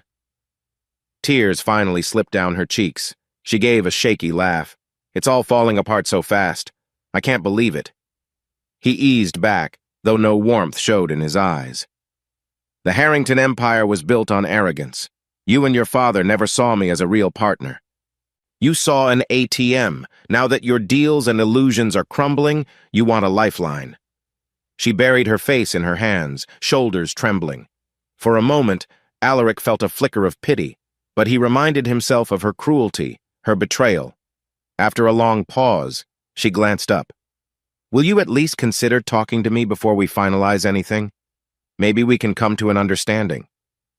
He slid the divorce papers across the desk. Read them. Take them to your lawyer if you want. But we have nothing more to discuss about our relationship. She swallowed hard, nodding as she gathered the papers. Rising unsteadily, she cast one last look his way. I'm sorry, she whispered, voice raw. Then she turned and walked out, her designer heels echoing in the corridor. Alaric waited until the door clicked shut, his chest feeling both heavy and oddly free. This confrontation had been months, maybe years in the making. As he gazed at the city skyline, he knew there was no going back, no miracle fix. Let her decide how to handle the legalities. He'd moved on from illusions. In the quiet that followed, he recalled her tears. A small voice in his mind questioned if she truly meant her apology. But the memory of her scornful face at the rooftop triumphed. She had made her choice under the glittering lights, and so had he. Now that the truth was laid bare, they were opponents on a battlefield of consequences. Sunlight filtered through tall windows in the county courthouse, illuminating the polished wooden floors and rows of benches. Alaric Cole sat at the petitioner's table, hands clasped. Beside him, his legal counsel Michelle Anders, a seasoned divorce attorney, organized a thick stack of documents. Across the aisle, Celeste Harrington Cole glared from behind her table, a glamorous lawyer in a designer suit at her side. The bailiff announced the case, Cole versus Cole. A subdued tension rippled through the modest crowd. Even outside the building, clusters of onlookers and a few reporters lingered, hoping for details on the now-infamous Harrington scandal. As the judge, a calm-faced woman named Judge Monroe, began the session, Celeste's lawyer rose first. Your Honor, my client was forced into an unfavorable marriage arrangement. She had no say in the financial decisions. She's owed compensation for emotional distress, as well as a fair portion of the marital estate. Alaric bit back an urge to scoff. Forced? He exchanged a look with Michelle Anders, who gave him a subtle nod. Let them talk first. The lawyer continued, painting Celeste as a victim. She was expected to elevate her husband's image, to support his company's growth, yet gained nothing but public humiliation, especially after that notorious rooftop incident. We request substantial alimony and division of assets. Judge Monroe turned to Celeste. Is that correct, Mrs. Cole? Celeste lifted her chin, eyes flicking toward Alaric. Yes, Your Honor. Alaric was controlling with the finances. He set me up to fail. I deserve compensation. A flash of anger seared Alaric's chest. The hypocrisy stung, but he kept his face neutral. Michelle stood up, posture cool. Your Honor, my client has extensive evidence that directly contradicts these claims. At Judge Monroe's gesture, Michelle opened a file. First, Alaric Cole's personal assets were established prior to the marriage savings and properties he built through his cybersecurity firm. Second, we have clear documentation showing Mrs. Cole freely spent large sums on luxury items, all paid from Mr. Cole's accounts. No sign of financial coercion. She passed exhibits to the judge's clerk. Credit card statements, wire transfers for extravagant parties, bills for Celeste's frequent spa visits. Each page laid bare the free-flowing funds Celeste had accessed until Alaric eventually locked them down. Celeste's lawyer shifted uneasily. That doesn't negate her emotional suffering. She was misled. Michelle's eyes sharpened. We also have digital proof that Mrs. Cole engaged in an extramarital relationship, at least of an emotional nature. Text messages and logs from Rowan Blake indicate close, possibly intimate communication. That alone can contest the claim that my client is solely at fault. A hush fell. Celeste paled slightly but squared her shoulders. Rowan was just a friend. It was never official. I was lonely. Michelle continued without missing a beat. Furthermore, Mr. Cole has recorded statements from multiple witnesses verifying that the Harrington family demanded large-scale payments for their lavish lifestyle. Sponsor was the term they used. She offered emails referencing the beach house renovation Alaric funded, the wedding costs, and the ill-fated birthday party. Celeste's lawyer pushed to speak. Objection, these are spurious allegations about her parents, not directly relevant to the marriage. But Judge Monroe allowed the evidence. I'll determine relevance after review. Alaric watched Celeste with a quiet stoicism. She avoided his gaze, focusing on persuading the judge she had been cornered into marriage.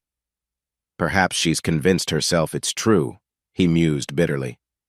By midday, each side had presented arguments. The tension peaked when Michelle introduced a short video snippet from the rooftop fiasco. It showed Celeste handing Alaric the bill with a mocking glare, then stating, "I want a divorce, Rowan will drive me home." The background gasps in the courtroom underscored how damning the clip was. Celeste's lawyer tried to pivot. "This was a private moment, Your Honor, taken out of context. My client was under extreme stress." Judge Monroe studied the screen, then turned to Celeste. "Mrs. Cole, it appears you initiated the divorce quite publicly, referencing a third party. How do you explain that in light of your current demands?" Celeste's facade cracked momentarily, voice trembling. I felt trapped. The Harrington name weighed heavily. Alaric, he wouldn't compromise. But the evidence of her own words seemed to overshadow her pleas. By late afternoon, the judge conferred with a panel of case documents, then delivered a succinct verdict. Alaric's premarital assets remained his. No alimony was awarded, given Celeste's documented spending and admitted desire to separate. Liabilities for the short marriage, like certain unpaid bills, would be split minimally, with Celeste bearing a portion of the debt she accrued. Celeste's lawyer demanded a reconsideration, citing emotional damages. Judge Monroe refused. The facts indicate Mrs. Cole benefited substantially from the marriage. Her claims of coercion are unsubstantiated. That final statement sealed Celeste's fate. She visibly deflated, shoulders sagging. Michelle flashed Alaric a small, victorious smile, packing up the files. As the bailiff dismissed the court, Celeste remained seated, eyes distant. Alaric cast her a final glance not triumphant, but resolute. He'd once loved her, or at least believed in the version of her he'd glimpsed. Now, all that remained was legal clarity. In the hallway, a few reporters hovered. Michelle nudged him. "No comment, remember?" He nodded. Cameras snapped photos capturing his unreadable expression, Celeste's haunted look. Word would spread. She walked away with almost nothing. The sponsor had turned the tables. Exiting the courthouse, Alaric inhaled the crisp air. A swirl of relief and lingering sadness tugged at him. It's done. Their marriage was officially over, the illusions shattered under legal scrutiny. Now came the next act, the aftermath for the Harrington empire, which was already teetering under scandal. A week after the court ruling, Ambrose Harrington stood on his marble balcony overlooking the city, phone clutched in his hand. The skyline glimmered under a late afternoon sun, but the air felt suffocating like the hush before a storm. In rapid succession, shareholders had begun pulling their investments from Harrington Holdings. The stock plummeted daily, hammered by rumors of upcoming investigations. Ambrose slumped into a rattan chair, scanning headlines on his tablet. Harrington Holdings under fire for alleged siphoned funds. SEC hints at full-scale probe family scandal. Erodes high society standing. He growled under his breath, tossing the tablet aside. By his side, Clarissa Harrington sat stiffly, face pale despite her flawless makeup. "We have to do something," she hissed. "Every sponsor for my new charity gala has withdrawn. The board is threatening to force you out." Ambrose rubbed his temple. "I built Harrington Holdings from the ground up. The nerve of these shareholders." Clarissa exhaled shakily. "We can't ignore it. Our accounts are frozen pending investigation. We've used up the emergency funds covering our monthly overhead. The Rolls-Royce, the summer villa, some assets must be sold now." He scowled, refusing to meet her eyes. "This is humiliating. All because that insolent Alaric turned on us, leaking documents, letting that fiasco blow up in the press. Clarissa's tone turned bitter. You underestimated him. We both did. Now even our usual allies are running for cover. Just then, an assistant, Genevieve, tiptoed onto the balcony, holding a phone in trembling hands. Mr. Harrington, the CFO is on the line again. Says it's urgent. Ambrose sighed heavily. Fine, give it here. He snatched the phone. What is it? A flurry of agitated words came from the other end. Clarissa could make out phrases like margin call, creditors pulling out, and pending lawsuit. Ambrose's face darkened with each second until he finally barked, Fix it! I don't care how. Do it! Then he hung up, shaking with anger. Clarissa leaned over. Well? He slumped. We have a matter of days before the banks demand full repayment of certain loans. Our net worth can't sustain that if the stock keeps tanking. Silence draped over them. The Harrington name once opened any door. Now it slammed in their faces. Clarissa fiddled with a diamond bracelet, the last piece of extravagant jewelry she hadn't quietly pawned to cover shortfalls. A faint glimmer of tears sparked in her eyes. I never thought we'd end like this. Our family name worthless. Ambrose swallowed hard, letting the mask of arrogance slip. For a fleeting moment, they were just a couple facing ruin. We'll sell the mansion, the cars, maybe we can keep one property, he offered bitterly. Then lie low until the investigations end. Clarissa nodded slowly. What about Celeste? She's a wreck. The judge gave her nothing from Alaric. Her influencer deals dropped her. Ambrose's lips curled in disdain. She made her bed when she humiliated that boy. She's partly to blame for stirring public outrage. He paused, a flicker of paternal guilt in his eyes. But she's still our daughter. Once we figure out a new place, we can discuss it. Genevieve reappeared quietly, her expression somber. Sir, you have a visitor. One of your former business partners, Mr. Harrison Royce. He insists on speaking, says it's about finalizing the sale of the beach house.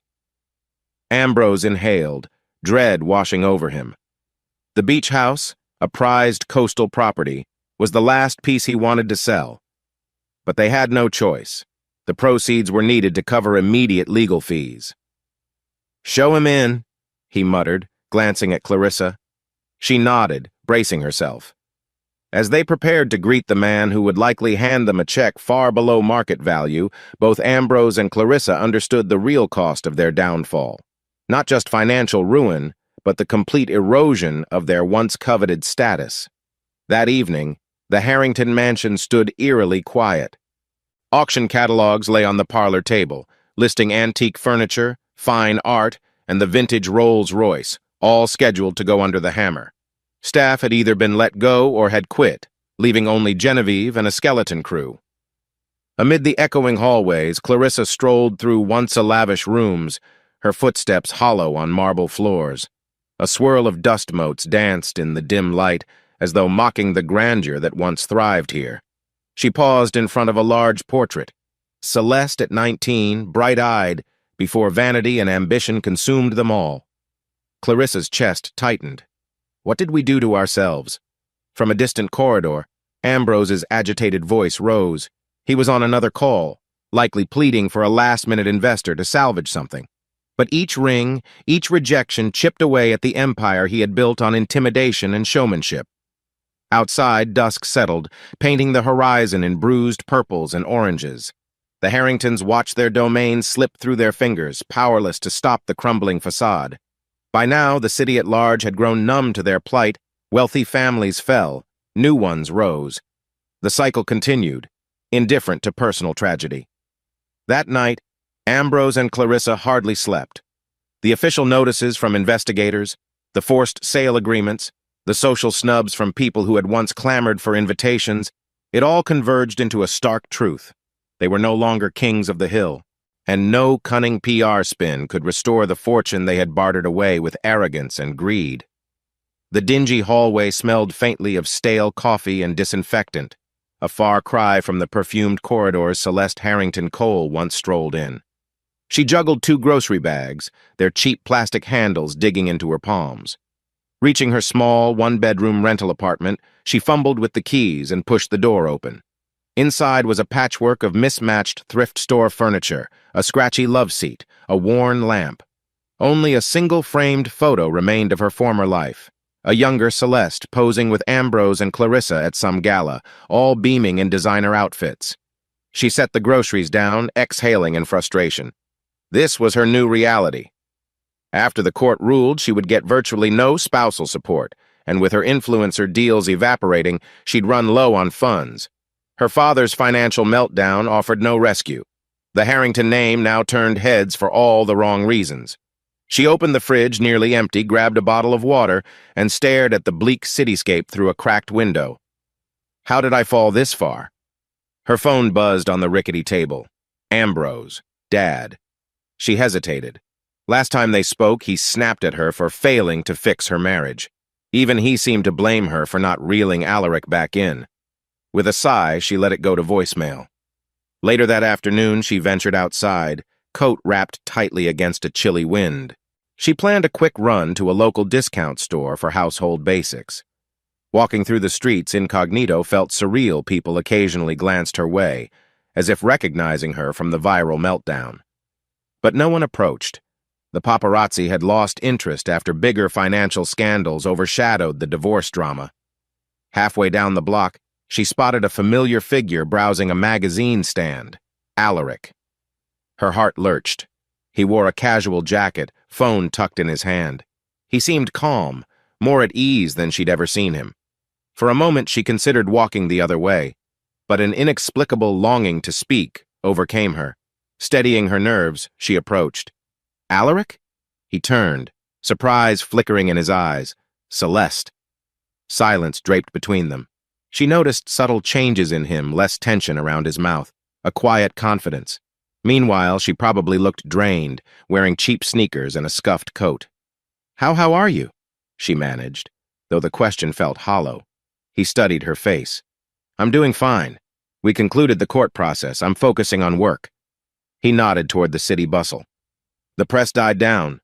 Celeste fumbled for a reply, a swirl of regret tangling her thoughts. That's good. Listen, She swallowed, voice trembling. I lost a lot since we last spoke. Dad, he can't help me. My brand deals are gone. I can't even... She cut off, tears threatening. A moment of compassion flickered in Alaric's eyes, but he kept his distance. I'm sorry you're in a rough spot. Life changes fast. People on the sidewalk wove around them, indifferent to the small drama unfolding. Celeste gripped the hem of her coat. I know it's too late to fix anything, but for what it's worth, I really am sorry. She forced a shaky laugh. But apologies don't pay the bills, right? He nodded, face unreadable. Life's more than bills, but yes, you're on your own now. That's what you wanted. She pressed her lips together, fighting the urge to plead for help. She had no right, especially after their public fallout. I'll manage, she said softly, though she wasn't sure she believed it. He nodded once, scanning her worn outfit, the shadows under her eyes. If pity stirred, he hid it well. I wish you well, Celeste. We both need to move forward. A faint pang struck her chest. Yeah. Take care. Without another word, he moved on, blending into the crowd. Celeste stood there, gripping her purse as if it might anchor her in the rush of strangers. She'd never felt so alone. Later that night, back in her cramped apartment, she stared at the half-empty cupboards, rummaging for dinner. A single can of soup, some wilted lettuce. She tried to recall the last time she cooked a real meal for herself. Once upon a time, she had a personal chef or dined at upscale restaurants. Now the simplest tasks felt like trudging through a new, unforgiving world. After a sparse meal, she scrolled through her phone. No new notifications from any sponsors or friends who used to clamor for her presence at parties. The loneliness cut deeper than any financial loss. She flicked to a random older photo of her and Alaric at a small cafe, laughing over cappuccinos. They both looked happy, unburdened by lavish expectations. I threw it all away, she thought, tears brimming. The dryness of her throat mirrored the emptiness of her once glamorous life. Setting the phone aside, she curled up on the shabby love seat, hugging a thin blanket. Outside, the city lights glowed indifferently. Somewhere, Alaric was forging ahead, free of the illusions and burdens she had helped create. Meanwhile, she lay in a silent apartment, faced with a future shaped by isolation and regret. Early morning sunlight pierced through wide windows, reflecting off pale walls and polished wooden floors. Alaric set down a box labeled Office Supplies and surveyed his new home, a modest single-story house near the coast, far from the city's high-rise chaos. Stacks of boxes dotted the living room, but the openness soothed him. A gentle sea breeze drifted through an open window, carrying the faint cry of seagulls. This was his fresh start. Gone were the sprawling condominiums and pretentious luxury furniture. Instead, he had chosen an airy, welcoming space with a small yard that sloped toward rocky shores. The hush of the waves felt more genuine than any lavish penthouse ever had. He took a moment to brew coffee in the newly installed kitchen. Steam rose from the cup as he stepped onto the back patio, letting the morning air envelop him. The ocean sparkled under early sunlight, each wave crest catching gold reflections. Simplicity never felt so freeing, he mused. Not long after, his phone buzzed. A quick glance showed a message from Julian Carter, his longtime friend and occasional legal counsel. "Congrats on the new place. Let's talk expansion soon. Proud of you." Alaric smiled faintly. He'd decided to reduce Coal Shield Systems' workload, focusing on a handful of high-quality contracts rather than chasing endless growth. The meltdown with the Harringtons had taught him the cost of overextending financially and emotionally. He sipped coffee, recalling how his old self would have been obsessing over the next big deal. Now, he allowed himself to think about smaller, purposeful partnerships. Maybe he'd delve into specialized cybersecurity for nonprofits or environmental groups. A quiet satisfaction warmed him. Without the Harrington shadow looming, he could shape his company on his own terms.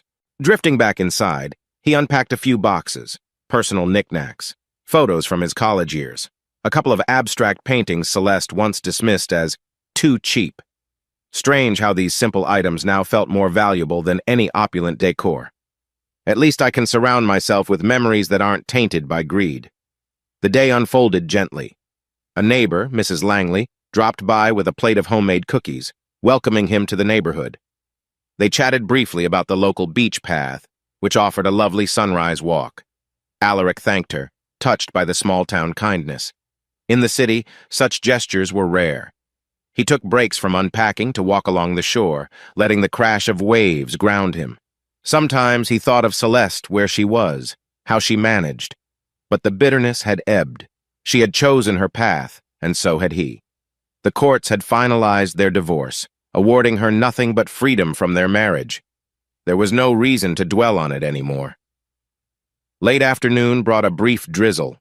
Raindrops pattered on the roof as he set up a simple desk in the living room's corner, hooking up his laptop and a single monitor. Gazing out at the damp coastline, he couldn't help but smile. This environment nurtured reflection, not the frantic hustle he'd grown used to. He contemplated the next steps for Coal Shield Systems.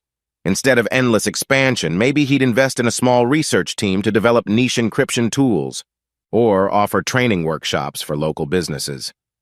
The possibilities felt real, unburdened by someone else's lofty expectations.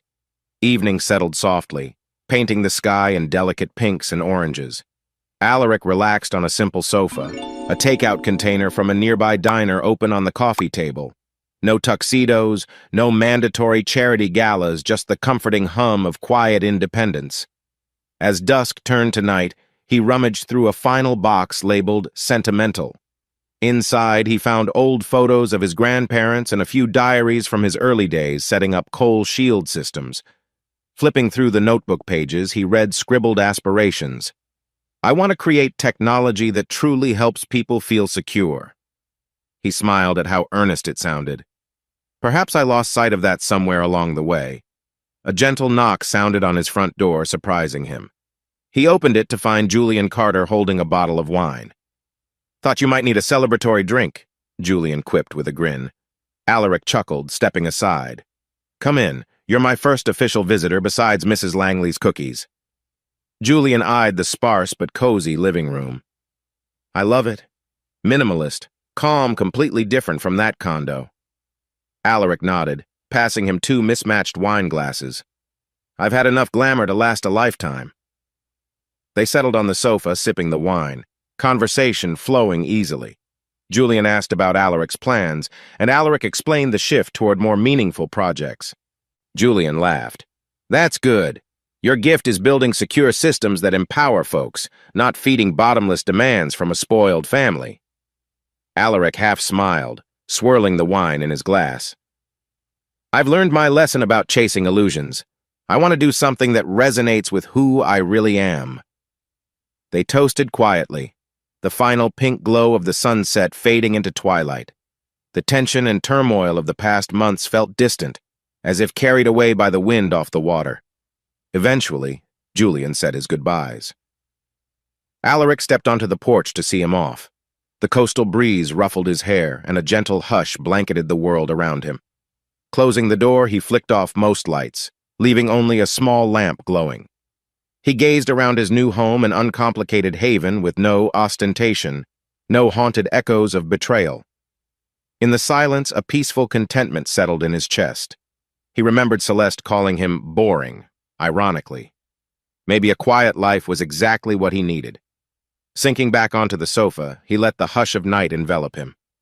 Tomorrow he'd finalize his new approach for coal shield systems. He felt no rush, no frantic urge to prove himself. The life he once shared with Celeste was a closed chapter. Now, each morning promised a fresh start by the sea, unburdened by illusions. Early afternoon sunlight shimmered across the slow-moving river, framing the water in soft gold. Alaric Cole strolled along a paved walkway, hands tucked in his jacket pockets. He hadn't planned on being here. A work errand nearby ended early, and the calm of the riverside park had beckoned. Seagulls circled overhead, occasionally dipping to the water's surface. He paused at a simple wooden bench facing the river. Someone sat there, figure hunched, hair a dull brownish blonde pulled into a loose ponytail. Even from several steps away, he recognized the profile. Celeste. She wore simple jeans and a worn sweater, a stark contrast from the designer outfits she once flaunted. Her gaze was fixed on the rippling water, posture slumped in quiet despair. For a moment, he considered leaving before she noticed him. Then a memory flashed her face at the wedding, when she still radiated hope. So much had changed. Suppressing a sigh, he approached slowly. "Celeste?"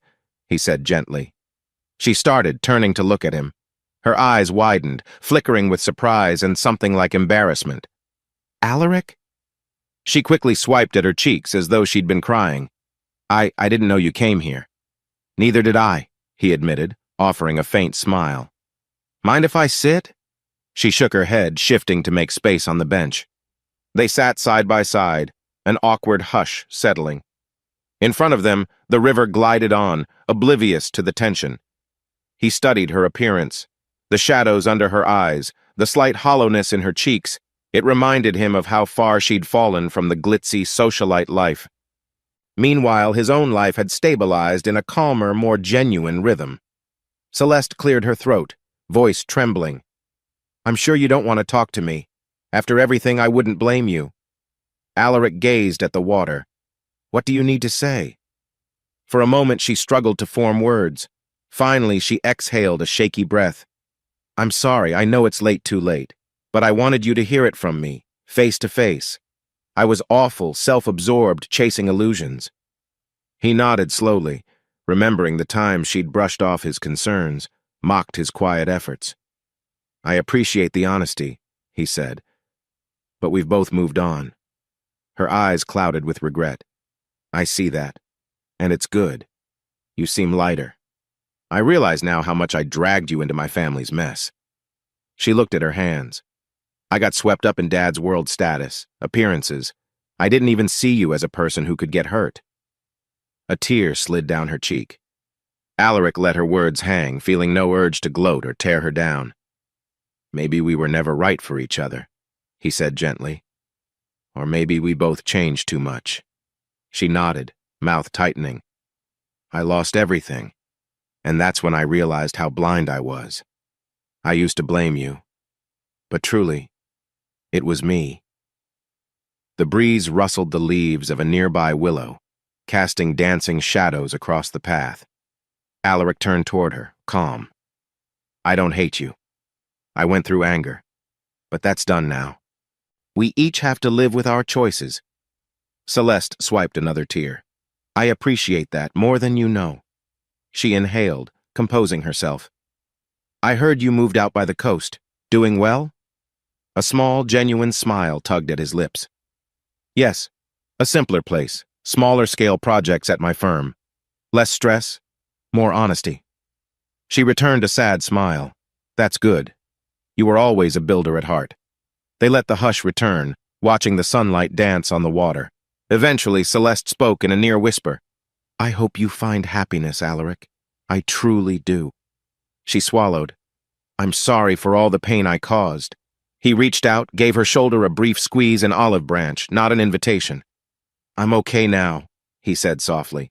And you will be too. She nodded, tears reflecting both sorrow and a hint of relief. For a minute they sat in silence, a final moment of closure. Then he stood, and she stood as well, one last look passing between them. He offered a gentle nod. Take care, Celeste. She managed a watery smile, stepping aside so he could continue down the path. The wind carried her quiet reply. You too. As Alaric left the bench behind, the weight of old resentments lifted. He understood that this was their last encounter as two people bound by a broken past. Now they were simply individuals crossing paths by a peaceful river, parting ways without bitterness. Ambrose Harrington pulled the coat's hood lower over his face, as if hoping it would shield him from recognition. He and Clarissa stood at a cramped airport terminal, each clutching a single suitcase. Their once lavish lifestyle had shriveled into a meager existence. The forced sales of their assets, cars, mansions, private club memberships hadn't covered all their debts, but it was enough to settle immediate legal disputes and book these one-way tickets. Clarissa fidgeted with her phone. The cracked screen displayed a few unread messages from distant relatives, but none offered help. She sighed, glancing at Ambrose, whose shoulders sagged. Do you think leaving the city is really best? He rubbed a weary hand across his jaw. We can't face the stares anymore. Everyone sees us as swindlers. And there's talk of another civil suit. Better to start fresh somewhere quiet. They'd secured a modest rental overseas, far from the media scrutiny that still flared occasionally about their alleged financial misconduct. The SEC's probe had ended with penalties that drained nearly everything. The Harrington name no longer commanded awe or respect, just hushed gossip and pity. Clarissa shuddered. I still can't believe how quickly people turned on us. One day we were hosting charity galas. The next, everyone vanished. Ambrose's gaze flickered with bitterness. They were never real friends, only opportunists like we were. If we can't provide them a lavish party or business perks, they have no use for us. She studied the worn tiles underfoot, remembering the once pristine marble floors of their mansion. What about Celeste? She whispered. Ambrose's jaw clenched. He hadn't spoken to his daughter in weeks, not since berating her for failing to restore the Harrington prestige, but guilt now gnawed at him. She's an adult, he muttered. We can't support her anyway. Maybe she'll find her own path. Clarissa looked away, wiping a stray tear. The mother in her wanted to comfort Celeste, but their finances were gone, their reputation ruined. They had no comfort to give. I hope she's okay, was all she managed. A crackly announcement over the loudspeaker called for their flight's boarding. They grabbed their suitcases, heading toward the gate. The handful of onlookers paid them no mind. This was just another pair of weary travelers, shuffling off to an uncertain future. Moments later, they settled into cramped economy seats, an unwelcome shock for two people once accustomed to private jets. Clarissa stared out the small airplane window, the city skyline fading in the distance. She closed her eyes, recalling the grand view from their balcony, the glittering parties, the illusions of endless power. All illusions now shattered. Ambrose sighed heavily, tension etched into his expression. At least we're free from the constant gossip, he muttered, as if trying to reassure himself. Clarissa nodded but said nothing. Inside, she felt the ache of irrelevance. They had once believed they could conquer anything with money and influence. Now they were leaving like exiles, unsure if they'd ever see the city again. The plane engine roared, and the aircraft lifted off. From the window, the metropolis shrank into a grid of lights and roads. She thought about the time Celeste was a little girl, climbing into her lap asking for stories. She pictured the early days, when Ambrose's success had felt bright with possibilities. They had soared high, certain they'd never fall. Yet here they were broken, humiliated, forced to retreat into anonymity. Ambrose clenched his jaw as the plane banked, turning them away from the only home they'd known. He refused to shed tears or voice regrets, but the quiet despair in his eyes said enough. Miles above the clouds, they carried only a few possessions and each other's strained company. Their new destination loomed a place where no one knew the Harrington name, or if they did, it carried no weight. Perhaps in time they'd carve out a modest life. Perhaps they'd remain angry at the world that turned against them. Either way, they'd left behind the empire that once made them untouchable. A crisp breeze drifted across the port as Alaric Cole stepped onto the wooden pier. He gazed at the bobbing sailboats docked along the marina, each painted in bright colors. The late morning sun glinted off gentle waves, and salt water filled the air. He was here to meet Nadia Kim, a representative from a global tech firm looking to collaborate on specialized encryption software for international shipping logistics.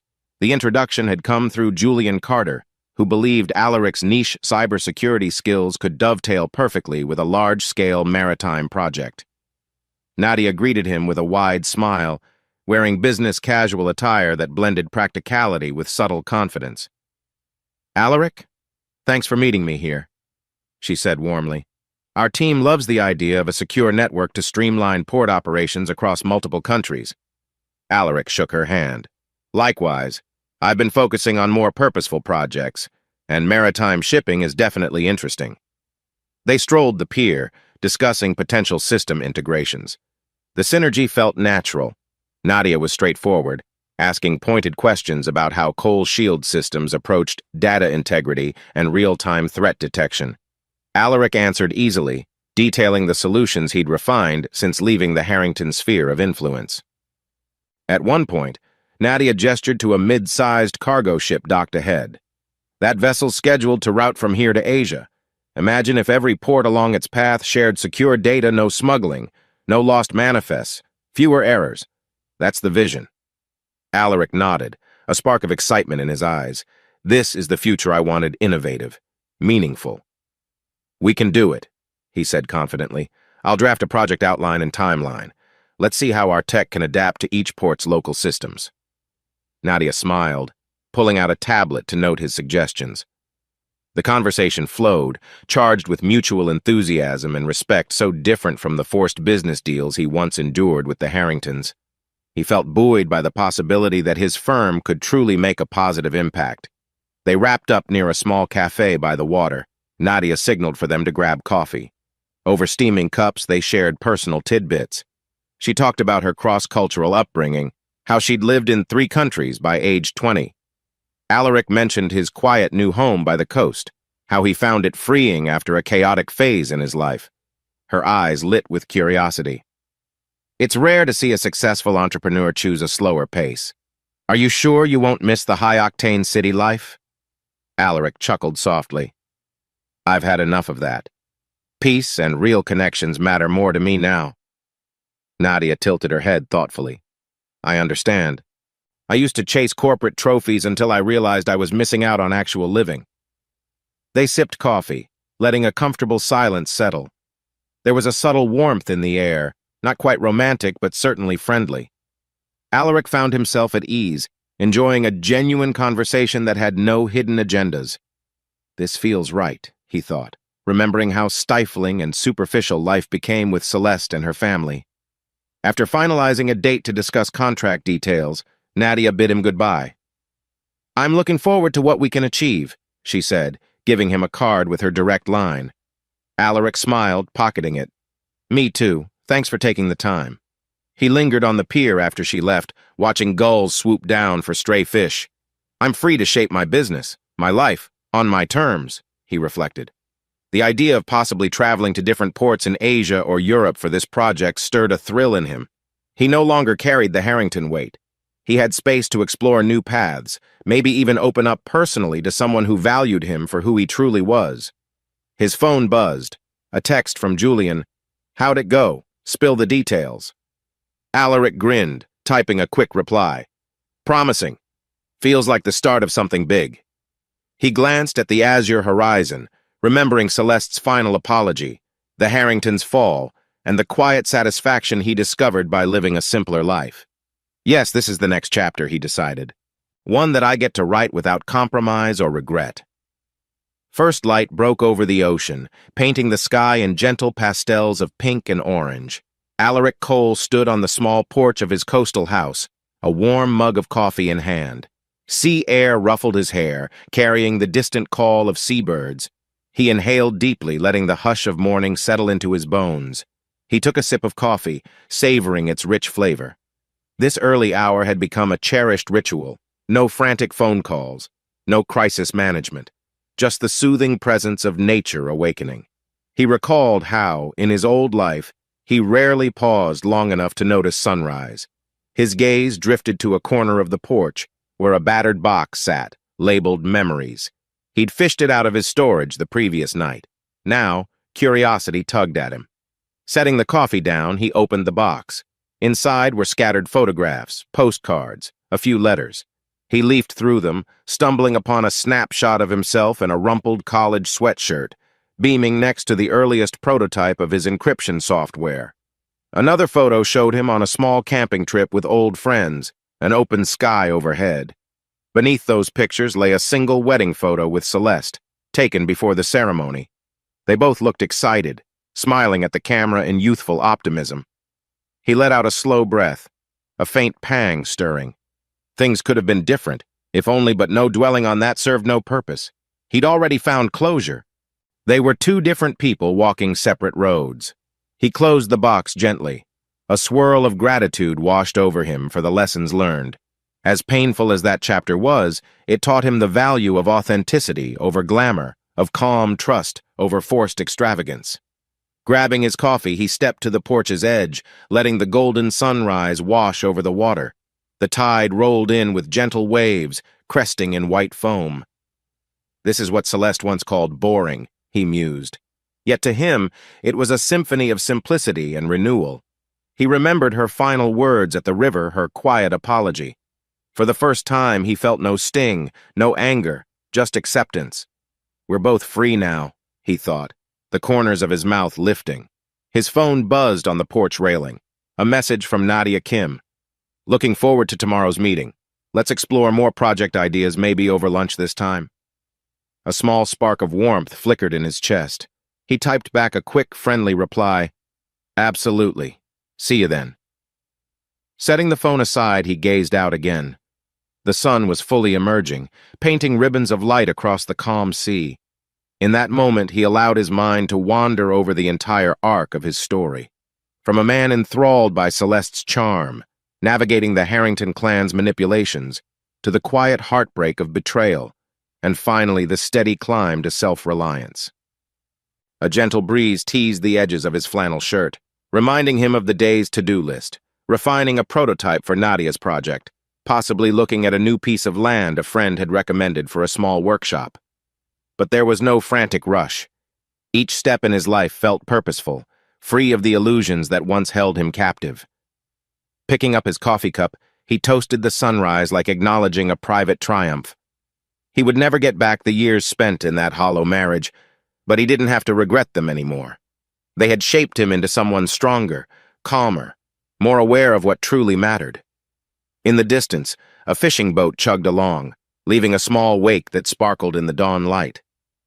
Alaric found himself thinking of tomorrow, the next day, the next year, not with dread, but with an open-hearted eagerness. "I can handle whatever comes," he reflected, a soft smile on his lips. He took one last sip, savoring the coffee's warmth, then set the mug down to greet the morning properly. Closing his eyes, he listened to the waves, a gentle lullaby and an anthem of fresh starts all at once. In that sound, he heard his own quiet victory, a reminder that sometimes boring is exactly what the soul needs to find peace. When he opened his eyes, the sun had fully risen, bathing the coastline in brilliant gold. He reached for his phone, snapping a quick photo of the view. The caption in his mind was simple: Dawn of a New Day. He didn't post it anywhere, no need for online validation.